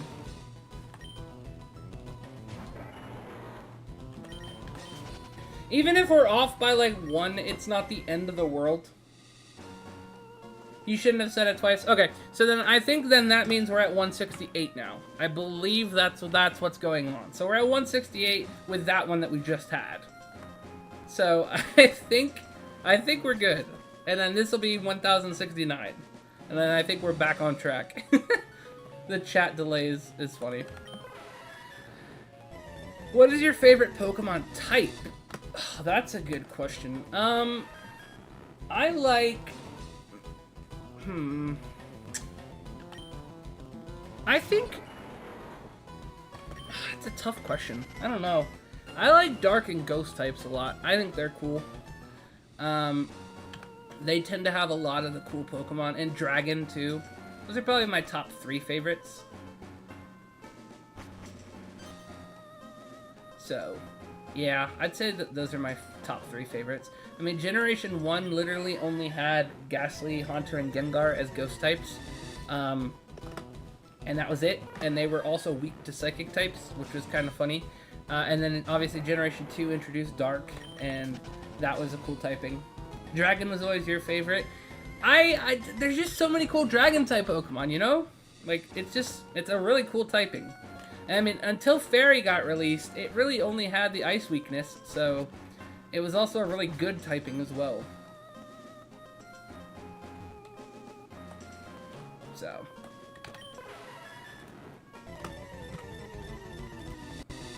That would probably be my answer. Okay, I've got an activity for us to do. Why don't we go through, let's see what everybody's favorite starters from each generation is. So like, we'll start with Generation 1. What's your favorite starter from Generation 1? I will start it off by saying Charmander is my favorite, because I am a Charizard standee.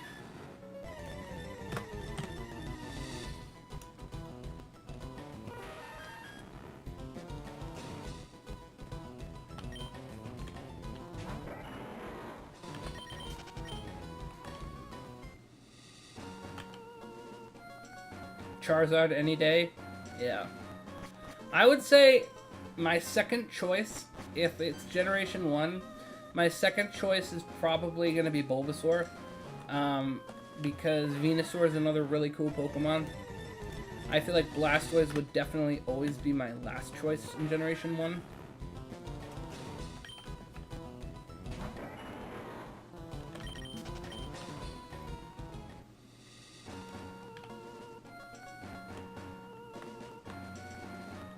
You thought Blastoise was dope? I mean, okay, He is cool. He's very cool. I just feel like, I don't know, he's not my first choice. Like, I like Blastoise as a Pokemon, but I don't necessarily like Squirtle and Wartortle as much, and I think that might be part of it, where I'm kind of like, I like Charmander, I like Charmeleon, I like Charizard, I like Bulbasaur, Ivysaur, and Venusaur, so I think that's probably why I probably didn't go with Blastoise. Your second is Blastoise due to Gary Oak. Personality in anime is cool. That's true. I don't know if any of you ever saw Pokemon Origins. It was like a really cool like special that they did, and it was like following Red's story in Kanto. And there's the one scene where Blastoise gets punched in the cheek, and like it has the best anime like artwork where like his cheek gets punched and like the fist is still in his cheek, and he turns his head back around. And I was like, okay, that was badass. Like, that got some bonus points for me. That made me really like Blastoise. I thought that was cool.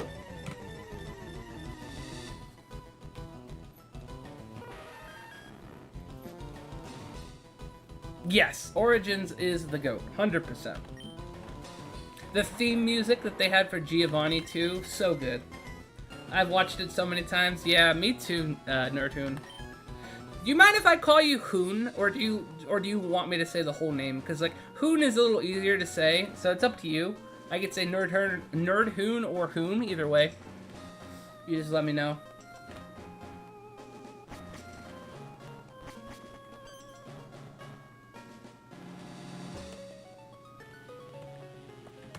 But yeah, Origins is so good.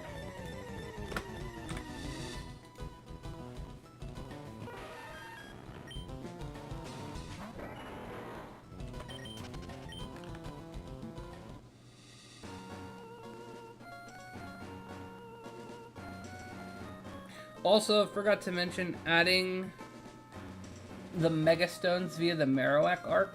Right. Yeah. That part was cool too. I forgot about that.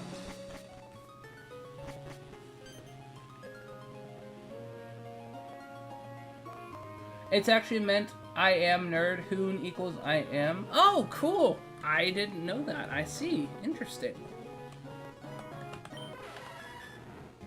Very cool.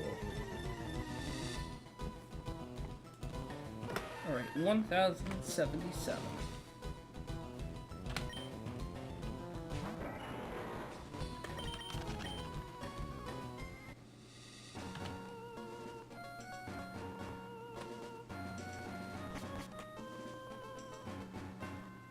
Yeah, he got the Keystone and the Megastone from Fuji. That's right.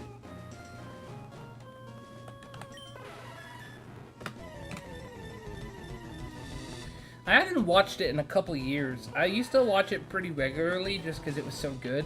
I might have to re-watch that again. Now that we've started talking about it, I want to watch it again.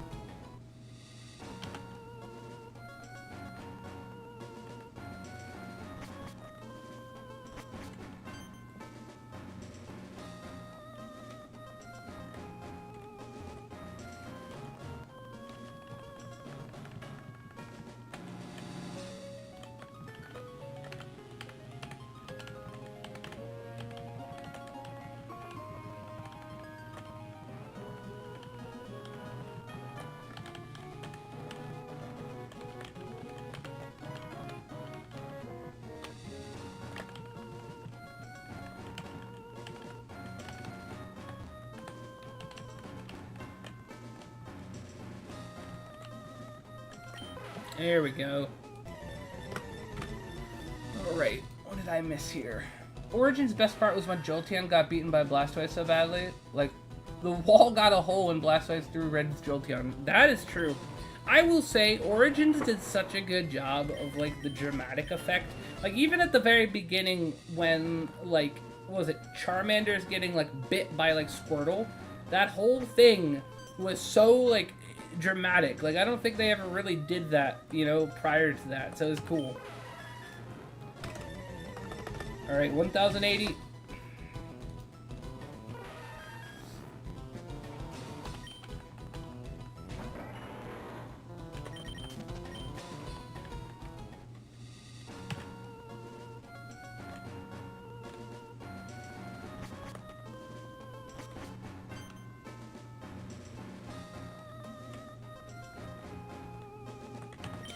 Alright, so we've pretty much covered Generation 1. So how about Generation 2? What is everybody's favorite starter from Generation 2?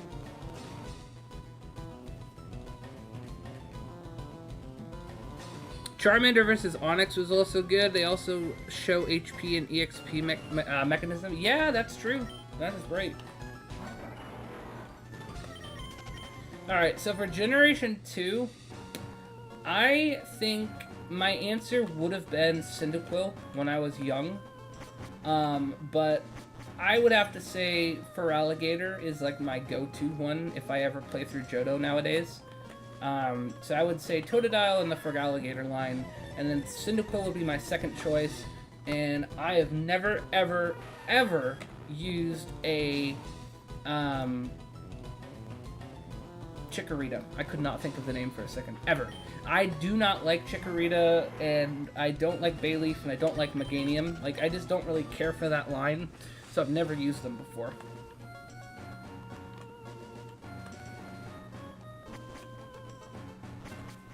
Like, the only thing that could make Meganium maybe have some, like, redemption possibility is if they gave it a Mega and added, like, maybe Fairy typing or something. Like, something interesting to make it look better.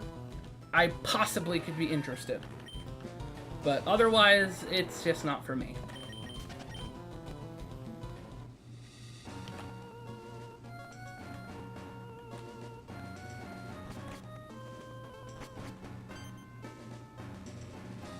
And then for Generation 3, it would be Mudkip, again, because Swampert's just so good in Generation 3. And then my second choice would be Trico, because again, I really like Sceptile. And then I think Blaziken would probably be my last choice nowadays. When I was younger, I used to have a habit of picking fire starters, because I just thought they were cool. But as I got older, that idea changed. Recently, my friends forced me to go with Chikorita because we generally roll for starters because we can easily do different stuff when we play it like that. That's fair. That's kind of cool, like getting to play with like your friends and stuff. You get to roll for starters. That's cool. Yeah, Generation 3 Swampert, I agree. Definitely. Generation 4, let's see. That one's a little tough because I don't really like most of the starters in Generation 4. Like, I don't have a distinct, absolute favorite starter from that generation. I don't know. That one's tough for me.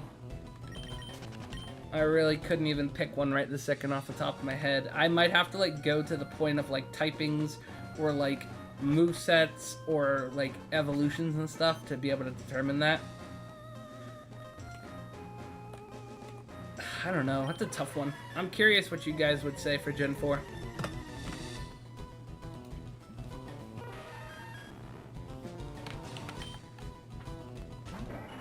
Empoleon, generally. I love water types, but also with Torterra, it's easy to win. Yeah, I feel like I like Empoleon's design, and that probably would be, like, one of the deciding factors for me. So I would probably pick Piplup, just because of Empoleon. I like Torterra, too, though, so that would be another choice, but Infernape he's not really that great, and, like, Chimchar and Monferno are kind of eh. You've played with all three, so no discrimination. Yeah, I think I've done at least one run with all three of them, but I've never had, like, a favorite from Generation 4. None of them have ever made such an impact on me. How about Generation 5? Let's see. Generation 5, we have Snivy, Tepig, and Oshawott. I can tell you this right now, I was not an Oshawott fan, and I was not, like, a Duat or a Samurott fan. They weren't really my favorite. You liked Oshawott? Yeah? I don't know. Oshawott was just not my go-to. I don't know. I didn't really like Tepig very much, and I can't think of Tepig's middle evolution's name right now. And Emboar had a cool design. Like, he has a really good shiny. Shiny Emboar is really good. But I think I pretty much mostly would just go with Snivy because I really liked Superior. I thought Superior was a really good Pokemon, and I used to run like Superior back in the day with competitive. It would be like Timid, Contrary, Leaf Storm, and I remember I think that's one of the things that influenced that. Pignite. Yeah, that's right. That's its middle evolution. Yeah. So I would always go, I think, Snivy in that situation, for me at least. Wow, you like royalty. Yeah, I guess so. Let's see.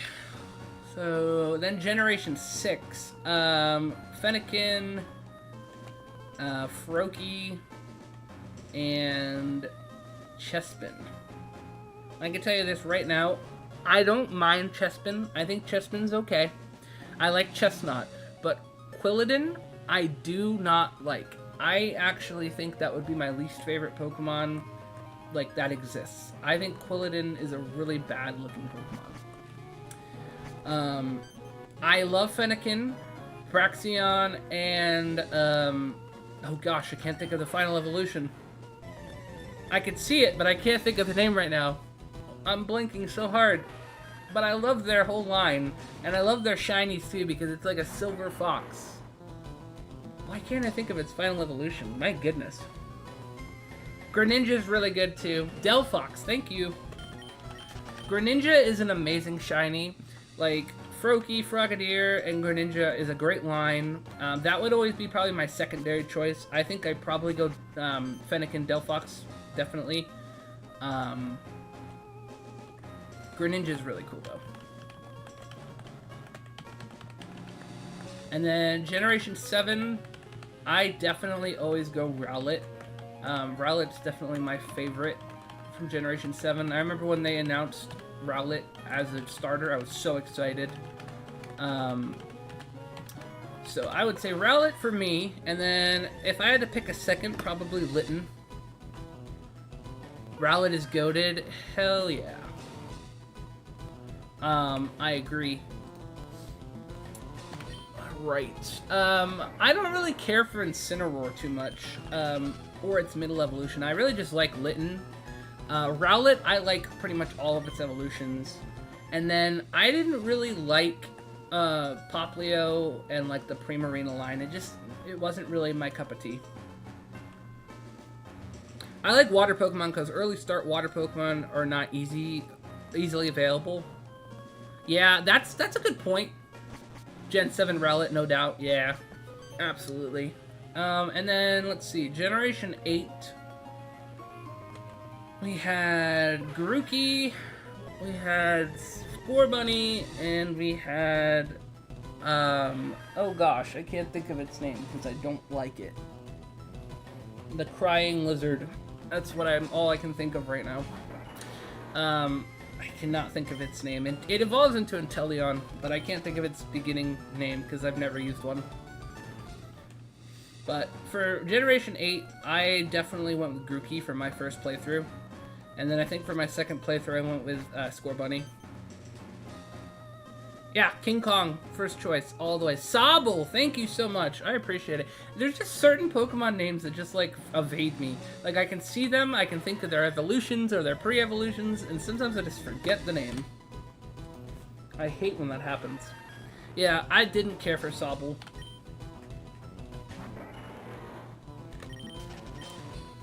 And then, let's see, Generation 9, 100% easiest choice ever, Sprigatito. I love Sprigatito. I love the entire line. The shinies are so cool with the purple. I love it so much. And then I think my second choice would definitely be Fuecoco, because Skeledirge is really cool. And then I don't like Quaxley, and I don't like its line. So that would be kind of my feelings on that.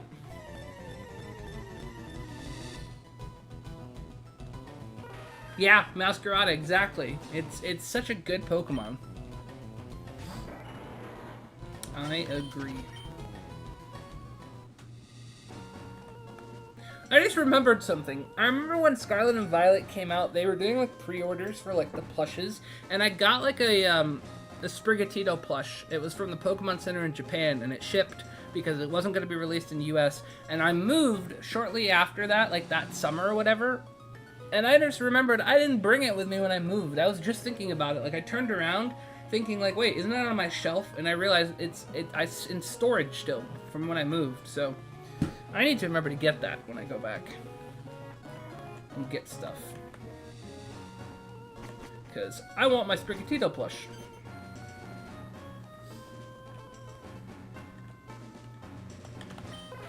Alright, 1,090, guys. We're getting there. And then, let's see. Obviously, there is no Generation 10 at the moment, but there is Legends Arceus, where we got different evolutions at the end. So, what did you guys pick in Legends Arceus? Because, obviously, there was the Typhlosion, the Samurott, and then the Decidueye. So, I'm curious what you guys went for in that. I personally went for the Typhlosion, because I thought it was a cool design.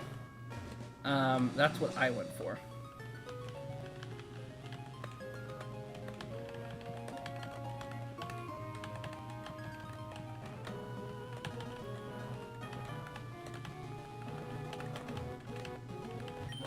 There you are. Okay, 1,091. I can't relate, because even for TCG, like, fans like me have to import stuff, so custom duty and other things implied cost so much. Plushies I can't imagine. You know, it's one of those things where, like, in the United States, they have a ton of Pokemon merch, but I feel like a lot of the stuff that comes from Japan, they, like, up the price on, and it gets, like, super marked up, because they know people are collectors and they're gonna want it. And then you get people like scalpers who like buy all the stuff and then they resell it for an even more crazy price. So like you kind of have to like almost import stuff from other countries for a better deal at that point. It's crazy. It's very backwards.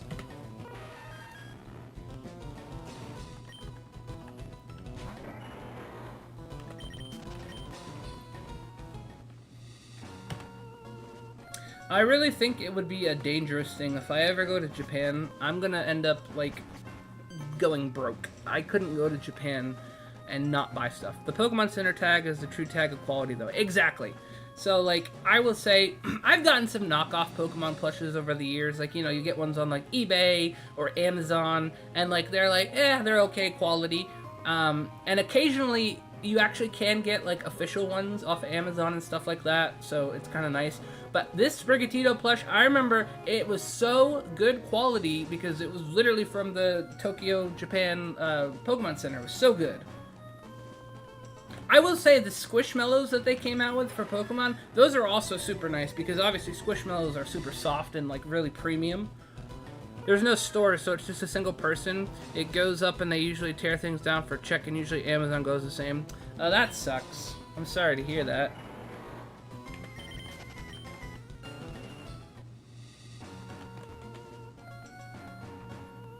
Yeah, I just feel like I've wanted to visit Japan for a long time.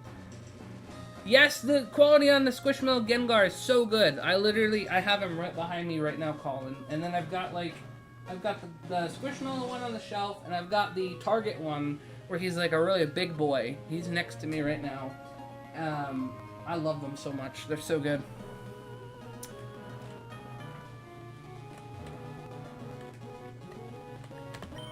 Alright, 1,093. Walmart, my guy. Yeah, I mean, okay, so here's the thing. I found, what was it, Pikachu, Snorlax, and Togepi, and Piplup at Walmart. I found, like, all 4 of them. I could not, for the life of me, find a Gengar. I was looking for months trying to find Gengar. And my fiance literally bought it for me as a Christmas gift. The only thing was, it came early before Christmas.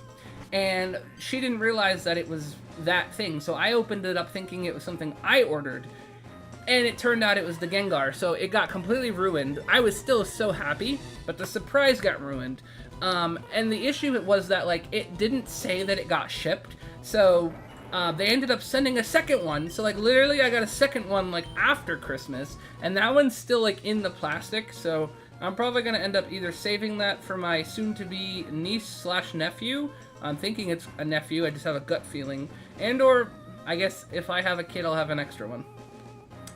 I got Darumaka, Dratini, and all the starters for my kid. Wait, they made a Dratini and Darumaka and starters for them? I didn't know that they had, like, those ones as Squishmallows as well. Really? I didn't realize. They must have made more than I'm aware of. That would be really cool to get a Dratini one. 1095.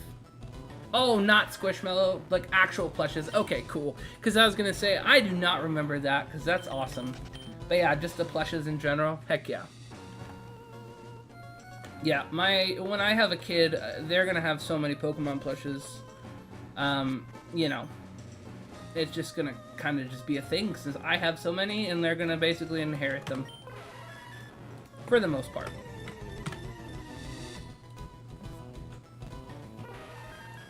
I still like. They released a Clefairy and Teddiursa Squishmallow. Yeah, I actually saw the Clefairy one. At Target the other day, and it was not one of the small ones, it's one of the big ones, and I have not been able to bring myself to buy a big Squishmallow.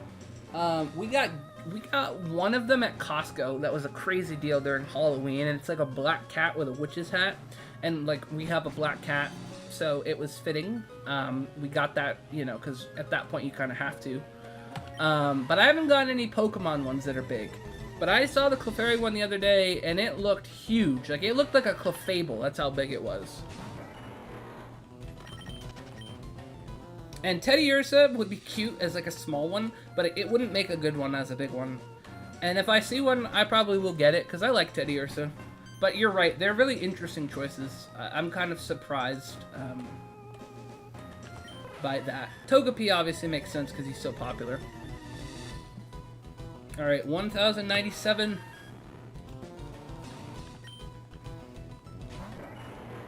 The Pokemon plushes at Target in general are just really nice. Ditto might have been the play. Yeah, Ditto would be a really cool Squishmallow. I'm sorry, Nerdhoon. It really does suck that they don't have like the option for stuff like that. It's unfortunate.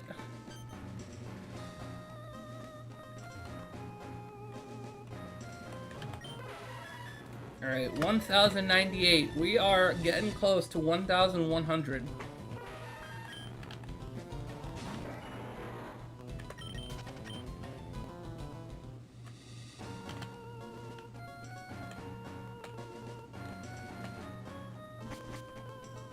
You got a Trubbish Ditto for your wife? Oh, nice. And it's shiny? Oh, that's really cool. That's really, really cool.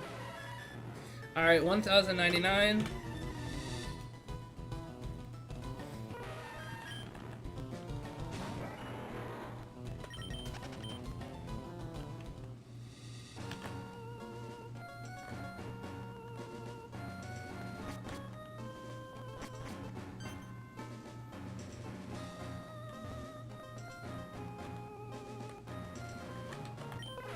Alright, 1100. Been seeing a lot of Ditto merch, different Pokemon with Ditto's face. Yeah, I think I've seen a few different things as well like that. It's kind of funny.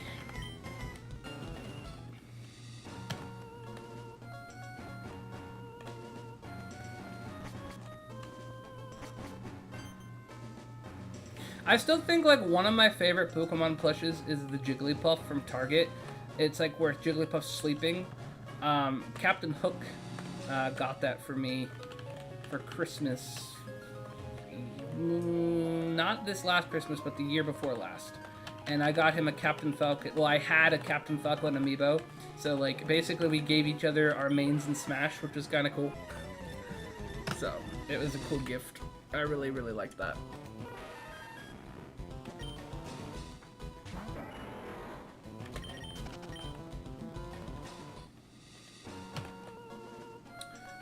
Great.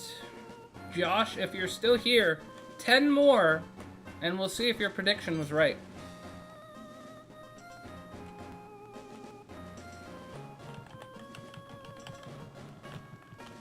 Still crying in the corner. I'm sorry, Nerdhoon.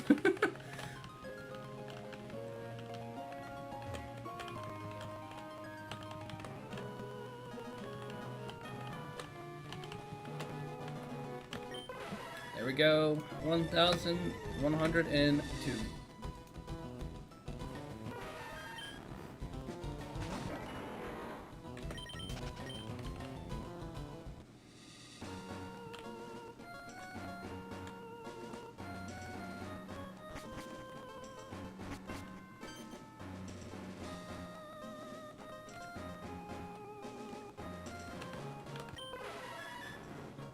How much does a plushie cost you there? It depends on the plushie. Like, it depends on where you go to get a plushie too. I'd say that like certain ones probably range from like most likely $20 to like $50. Yeah, I've never bought one. I've never spent any more than...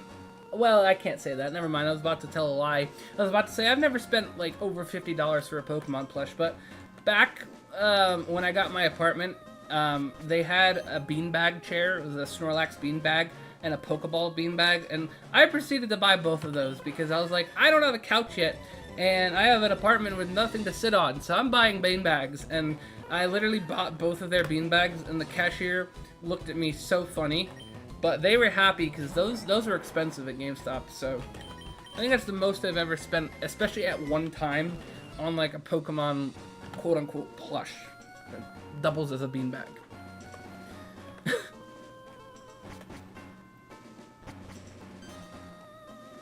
But it was worth it. They're very comfortable.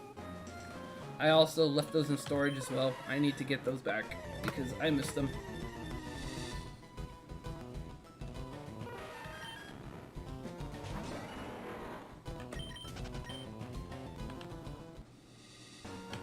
One of the things that I've never really gotten into yet with Pokemon is like the figures. Like, I know that they make some like really high quality Pokemon figures. Like, they have like Red, and they have like other trainers from different like games and animes, and like the actual Pokemon themselves too. And those ones look so cool, but I've never gotten any of them. I think it'd be really cool to get some at some point. See, if it's like normal 30 to 4 for you, it would cost me 80 to 100. Yeah. So like, especially like the ones that like Colin was saying that they can sometimes get to a few hundred, that would be like potentially $1,000 for you at that point. That's crazy. Like a Pokemon pack of $5 for you is $20 for you. What? Oh my gosh. I remember when Pokemon packs used to be like $3.99, like they were under $5. And like now, the fact that you can like find them for like sometimes over $5 a pack is crazy. But $20 for a pack of Pokemon cards? That's wild.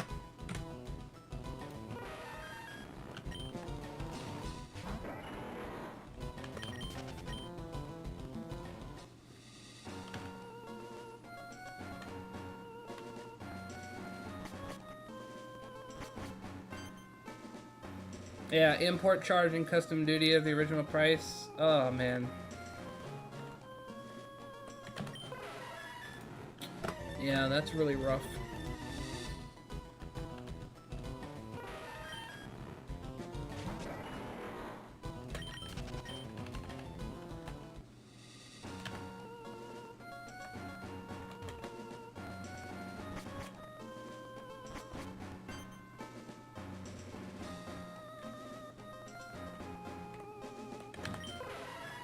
Alright.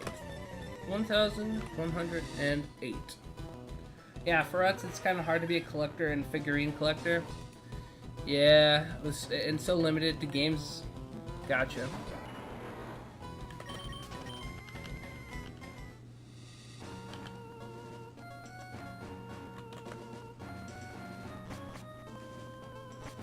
Now, I actually have a few things of Pokemon cards that I actually need to open up. They came out with, which was it? Let me see.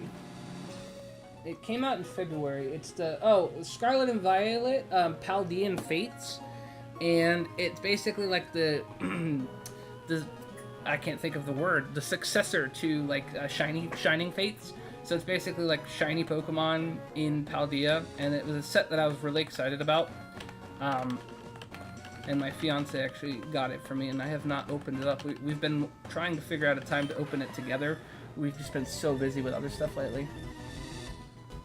Now they open a YouTube channel for Pokemon Asia Hindi. I hope it will happen soon.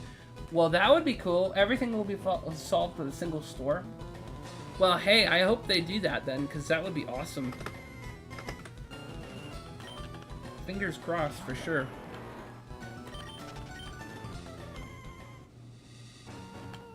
Alright. That was 11:09. Let's see if Josh's prediction is going to be right. Okay. Next one, according to his prediction.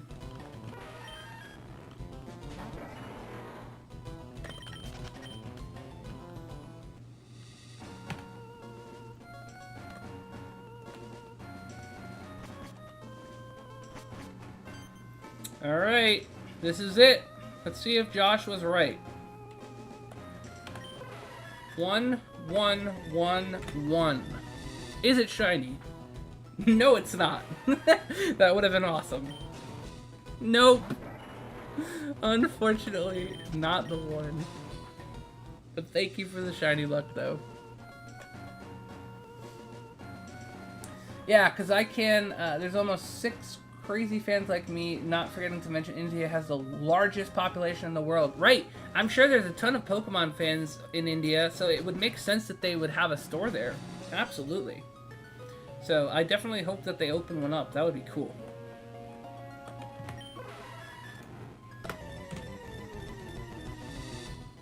Yep, not blue, unfortunately, but that's okay. We keep going.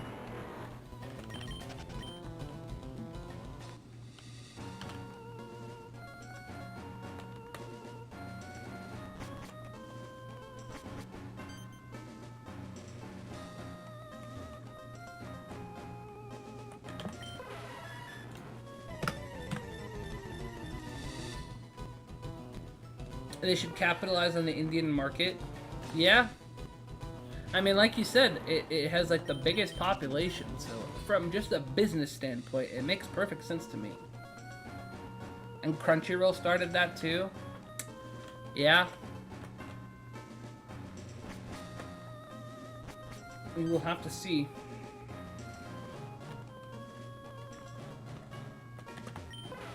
Alright, 1, 1, 1, 4. Hard when India has 18 different recognized national languages and hundreds of others. I suppose that could be difficult. I can see that being a bit of an obstacle. That does make sense.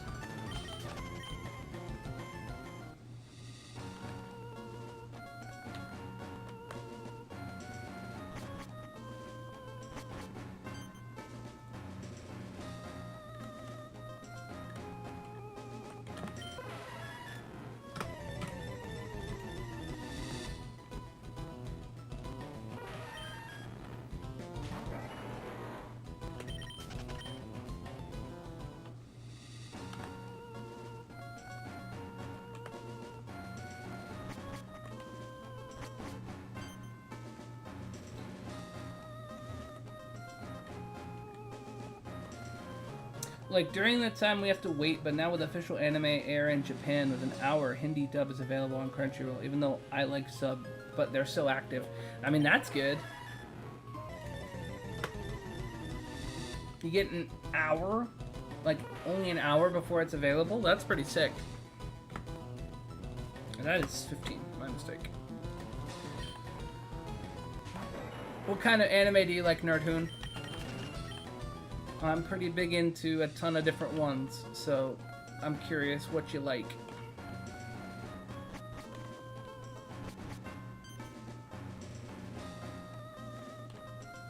Oh, I messed this one up so bad.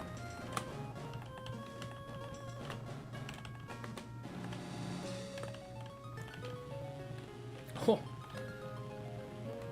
Making me work for this one. Are you gonna be the shiny?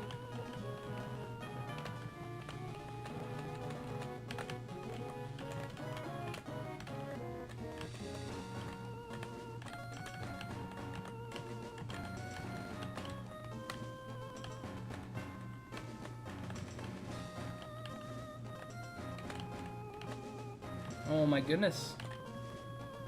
This one might be it, guys. This might be the shiny, because it is evading me right now. It is really evading me. I don't think I've had a Mew evade me this much yet. There we go! Let's see! That would have been the best prediction ever. Like, I would have called it, and it would have been, like, such a clip. That would have been so cool. Oh, well. Alright, what did I miss? National language is only Hindi. Other are just local languages. Kaiju number 08. Okay, I have not seen that one. Watching anime since 2017, so I watched a ton of anime. I have, like, 30 episodes of One Piece left. I think I'm almost caught up of One Piece. I gave it a few weeks because I was current and I wanted to have a couple to binge because I prefer to binge anime versus be like caught up weekly because it just is one of those things I like to just sit and watch it. So I have a few episodes that I need to catch up on for One Piece right now. Probably like 4 or 5. But I am loving it so far. This Egghead arc is amazing. Absolutely amazing.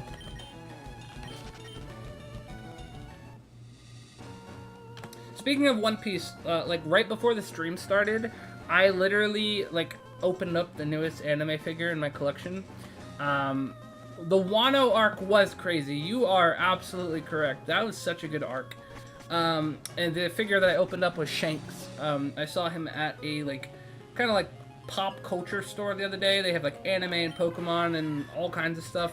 And I have never seen a Shanks figure in person. I've been to so many like conventions like that have anime figures and booths and stuff, just like tons of figures. I've never seen a Shanks figure, so I got really excited about that. So put him up on the shelf right before the stream started, so it was pretty cool.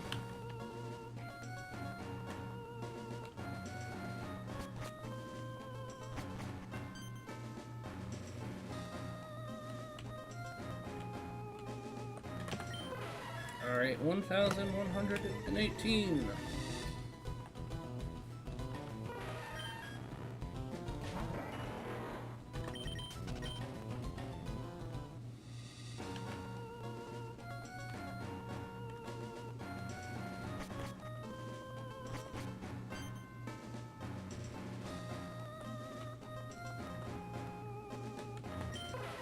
Okay, anime figures are available. I've got Luffy, Raiden, Onishigama figure with the Ben Presto one. Shanks is so dope. I got like 7 to 8 figures. Nice!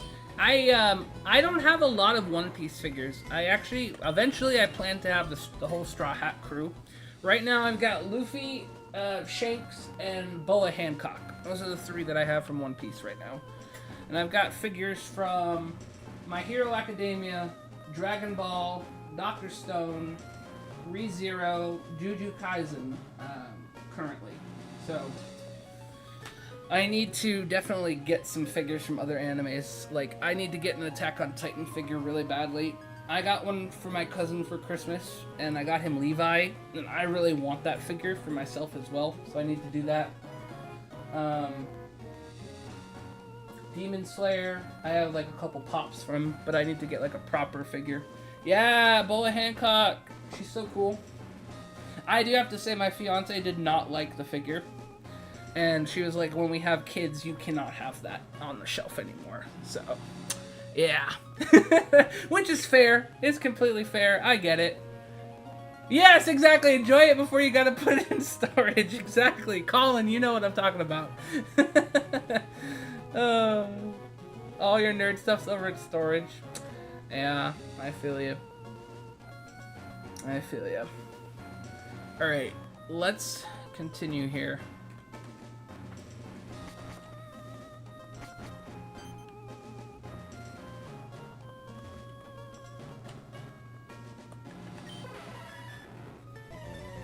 Yeah, certain ones got kidified, exactly. Which, again, it perfectly understandable. It's just one of the things you gotta do when you become a parent, but that's okay. Okay, I guess I'm pretty young. I'm gonna turn 20 next month. Okay. I'm about to be 27 in July, so, yeah. No kids yet, but it's definitely something that we're talking about. So I see it being a thing within the next few years, probably. So I will enjoy it while I still can, though, Colin. I save a lot of my old Thomas the Tank Engine stuff. I don't see, like, I don't have, like, a lot of, like, I don't know. I don't really have a lot of the stuff that I used to play with as a kid anymore. Like, as far as actual, like, toys for kids and stuff. Like, I have, obviously, like, my Pokemon games, which I still use. I still have, like, the Pokemon trading cards, which, again, I still collect and like. So, I don't know. I would say the plushes are probably the most kid-friendly things that I have, which, you know, I wouldn't mind a kid, you know, playing with, because I don't think it's going to be the type of thing where they probably like, damage a plush. You know what I mean? Alright, 1,120. So, that's cool that you saved stuff, though.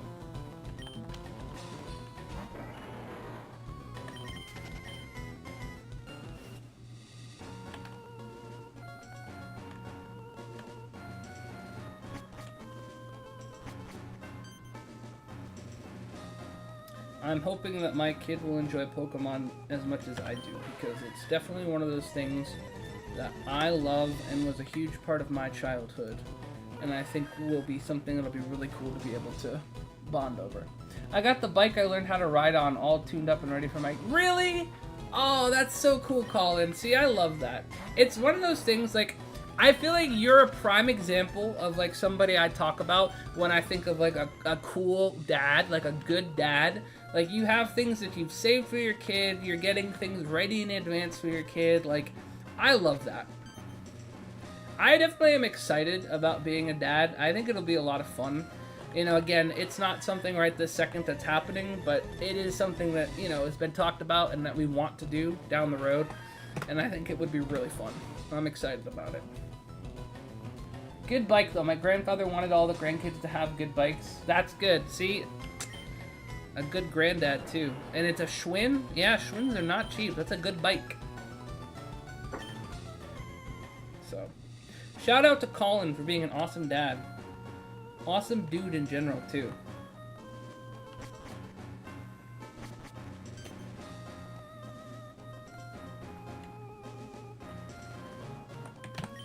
Alright, 1,123.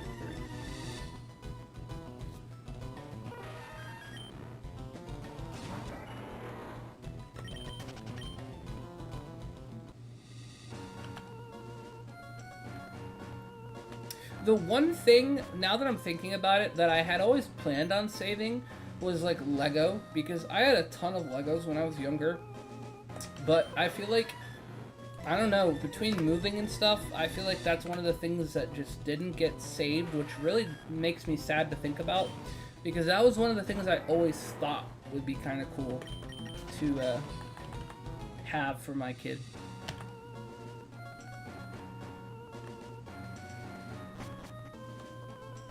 But I suppose it's just a reason to get new ones, and then you get to build them with them, and they might not even keep them built as they are meant to be. They might just build their own stuff, because I know I did that a lot when I was young.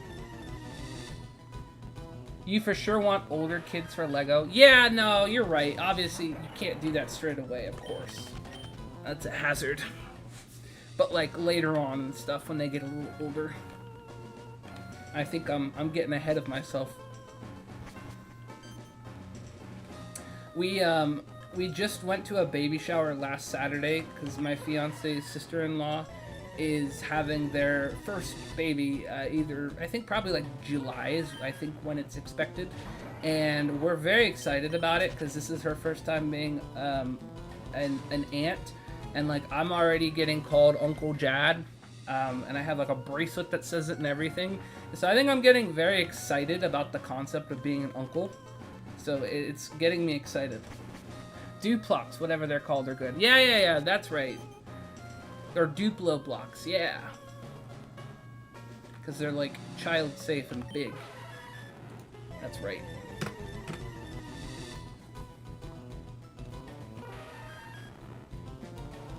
I want you guys to know In the 2.5 hours that I've been streaming, I have gotten like 8 spam calls. Like, I talked about it earlier in the stream, and like Josh was saying that like he's been getting a lot of spam calls lately. I've literally gotten 8 in the course of 2.5 hours. It's ridiculous.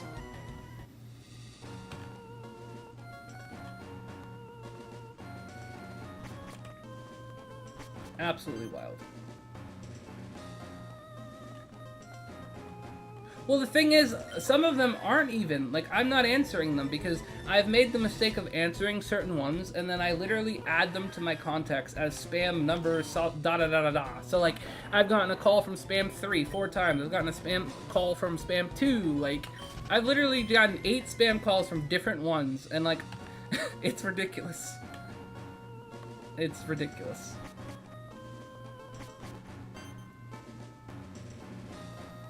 But yeah, at least the ones like in English, it's like, okay, well, yeah, but the other ones just really don't make a lot of sense, because it's like, I don't even speak that language. I can't understand. Expensive time in China, since then I got a bunch of calls. Oh, well, that kind of makes sense then. Maybe that's where it came from, who knows? Could be.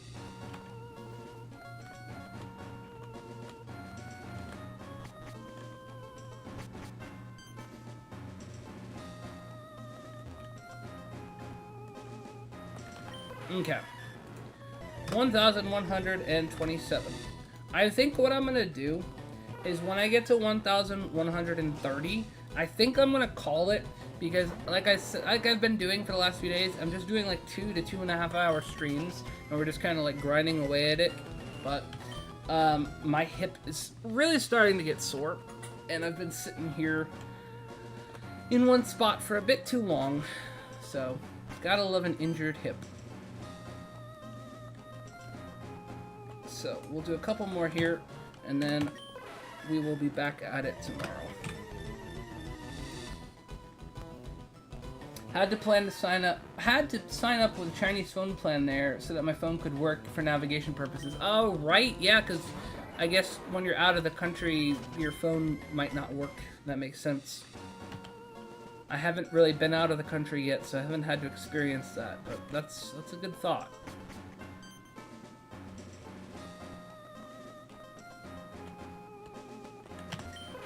Alright, 1,129.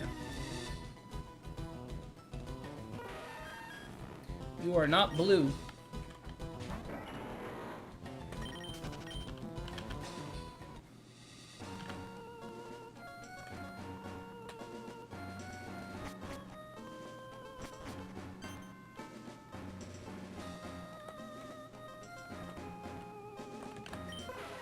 Alright, 1,130. 1,131 is gonna be shiny. I literally said I was gonna stop on this one, so now I gotta go one more. Now I have to know, because if it's gonna be shiny, I gotta find out. Alright, that'll be the last one. One more. I don't have a gambling problem. The fancy emote says so. Okay. I believe it. Let's see. This YouTube, are you correct? 1,131. Is it blue? You were born on the 31st? Oh, we had so much luck going for us. Twitch got better emotes. Yeah, I agree. See, like, I need to research how to do it. One of the streamers last night, they were streaming on YouTube and on Twitch at the same time. Your lucky number's 11. Is that why you said 1,111? That makes more sense now. But yeah, I need to look into how to stream on Twitch and YouTube at the same time, because I feel like it would probably make sense to continue streaming on YouTube, because first of all, I feel like more people participate on YouTube. I feel like we've had a lot of new people come in, and it's been really fun. We got Nerdhoon, we got Samuel, RW6, a lot of new people, and it's been really cool getting to chat with people. And then we have the veterans who are on Twitch and Discord. You guys are awesome. So it'd be cool to kind of like combine those, you know? Having like the subs and stuff on Twitch was always really fun. I don't even think that's a thing on YouTube. I don't think there's like dono goals and stuff. So like when we do like Thankmas this year, I feel like we're gonna have to do it on Twitch because I don't think there's a way to do it on YouTube that I know of. But I'll have to research all that and figure it out. But yeah, we'll figure it all out. But anyways, I am gonna call it here for today. I will be back tomorrow. We will continue shiny hunting for Mew. If you guys haven't already, if you're new, go ahead and join the Discord if you'd like to for the notifications of when we go live. If you enjoyed the stream, maybe drop a like, maybe subscribe. That way we can see you guys again. Definitely enjoyed hanging out with you. Have a great day. Josh, Colin, Nerdhoon. Hope to see you guys again. Like I said, I'll be back tomorrow, probably around the same time. We've got a few things going on tomorrow that might make the stream slightly later, but roughly around the same time. And if you're in the Discord, I will ping before I start streaming and whatnot. So, alright guys, have a great rest of your Thursday/Friday, depending on where you're at in the world. And I will see you guys all later. Bye.